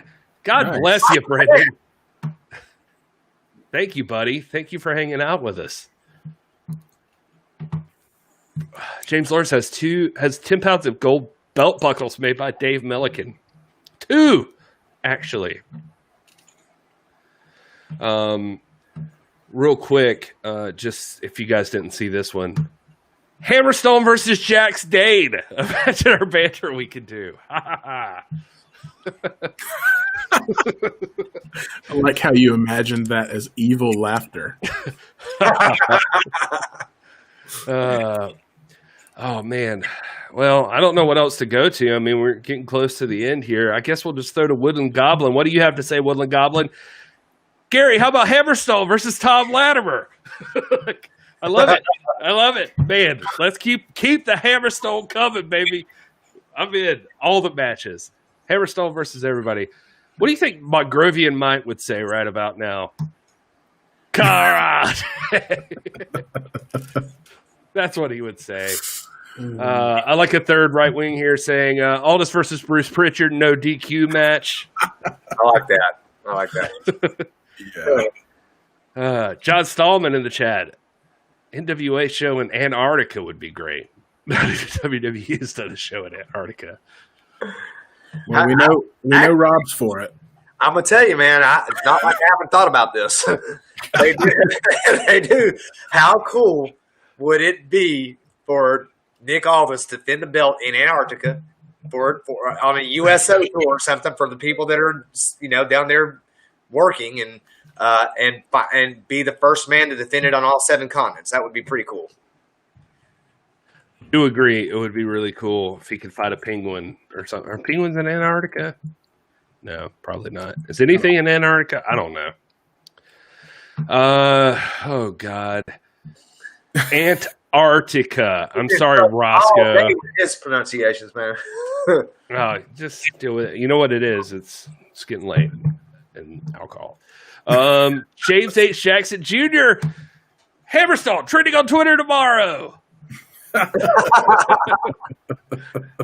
And John confirms, yes, penguins are in Antarctica. I was just Googling that, man. I was like, Habigi, welcome. You're coming from Twitter. I see that. Periscope. Thank you for joining us. What about Bronson Steiner as an NWA prospect? Anybody have any insight on that? I have no idea who that is, honestly. I don't either. this is when we need Alliance Blog in here because I bet you he knows. Yeah, he probably does. Let's see. What else is on everybody's mind before we wrap this thing up for the night? Is everybody excited about Tuesday? Oh, yeah, we got that coming up. Yeah, Tuesday's going to be 2 big matches, man. It's I'd be interested to see. I mean, obviously, the elephant in the room is have the issues been addressed, and will they be rectified? I'm going to say, yeah, they will be. But you know, a lot of people are going to be saying.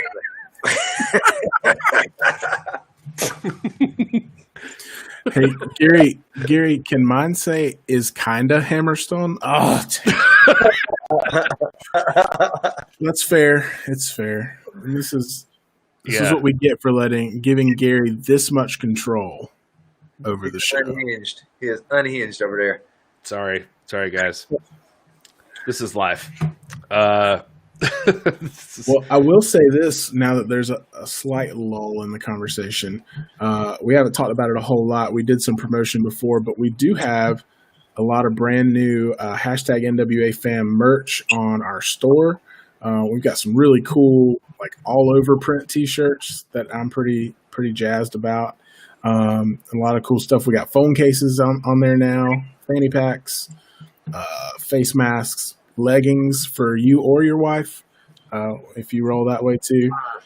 But a bunch of cool stuff on there. So head on over to our site, the nwapod.com, or you can go to nwafam.com and get to our site as well, and then click on shop, and it'll take you to the new shop. And there's a bunch of cool stuff on there. So if you guys are interested, go check that out. It's another good way to support the show too.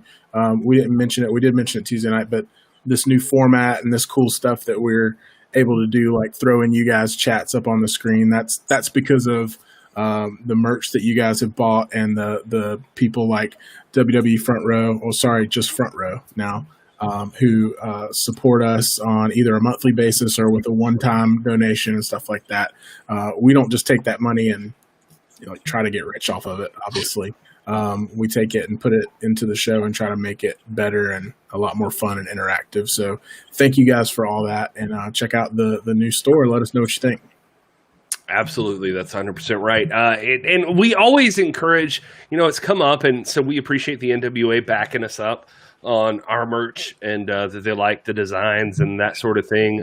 We always push that you guys support the actual talent first, like especially the ones that you want to see that aren't able to work during this pandemic and that sort of thing. Our stuff's supplemental, but it does help us out. It helps us out to afford basically what Will's saying, just to be able to have this amazing production quality that we have, so that I can show you how Rob is not Hammerstone, or that Will is also not Hammerstone. That's fine. That's fair.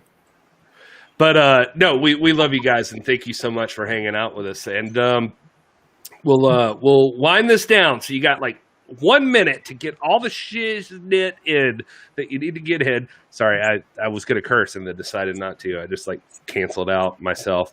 John Stumba says Tuesday is amazing, but if Fight has issues again, I'm sending Karens after Fight TV.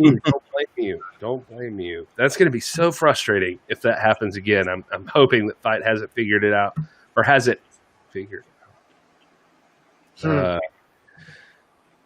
He's turning into a modern Hogan in MLW. He's talking about Hammerstone. We know. All right, just saying. Front row with Gary Hammerstone. Gary's Hammerstone Latimer is a Haas match I want to see. No kidding, man. Me too. Gary's going to start a what's it called? A sister podcast called This Is Hammerstone. And you guys can go check that out. It's just all Hammerstone all the time. What is Hammerstone doing? Hammerstone's on the toilet right now. Is the merch money funding Stinson's divorce after this weekend? No, that's on his own dime. Front row coming out with scoops in here, man. Look. All right, this is the Monrovia Mike. What Roscoe talks about. Oh no, I don't know. Who knows what Roscoe talks about? Oh God, where am I going? Here's the last thing we're doing. We'll do this Roscoe thing. Josephus back in the NWA. Are you interested, or keep the question mark gimmick? Last question of the night. Josephus or question mark? You get one. Who is it? Oh, me. Whoever. I say Josephus, but Rob's going to have to agonize over this one. I'm actually agonizing over the fact that it's not that agonizing. I'm like, man, I really this should be tougher for me. But obviously, I've said it before. Josephus, man, is I think one of the key players in the NWA. I think he is part of one of the 2 or 3 most important stories in the modern iteration of the NWA. And I just think he's crazy, crazy talented and creative. And I love him. He's one of my favorites, one of my top 2 or 3 favorites, maybe my favorite. I mean, I think he needs to be back. And if I had to pick, and they said you got one or the other, but not both, then it'd be Josephus all day. But please don't take my question mark from me. I know it'll be tough, but I'm going Josephus. Look, look, man, I got some of my to this day. I mean, it's your own fault. To this day, some of my favorite NWA modern era moments belong to Josephus. So I have to. If I were to be a bitchy man about something on Power, it'd be how Josephus has been treated. Like I think Josephus deserves more, and I would love to see him back. And I see you guys still typing. I love you guys. We love you guys. Last one of the night feels quality. James Lawrence says, no wait, James H. Jackson Jr. Merch money could pay for Hammerstone's NWA contract, and I support it. Well, y'all are gonna have to buy a lot more T-shirts. And Gary loves spiritual advisor. That is 100%. That's a fact. Yeah, that's accurate. Yeah. Thank you guys so much for hanging out with us. From Rob, from Will, from me, from Hammerstone. We all love you. We're happy you're here. This has been amazing. And we can't wait to talk to you guys on Tuesday night after UWN Primetime Live. Tune in here. Go watch it. And then tune in here. We'll talk about everything and do a complete recap. Until then, though, enjoy your gravy cake.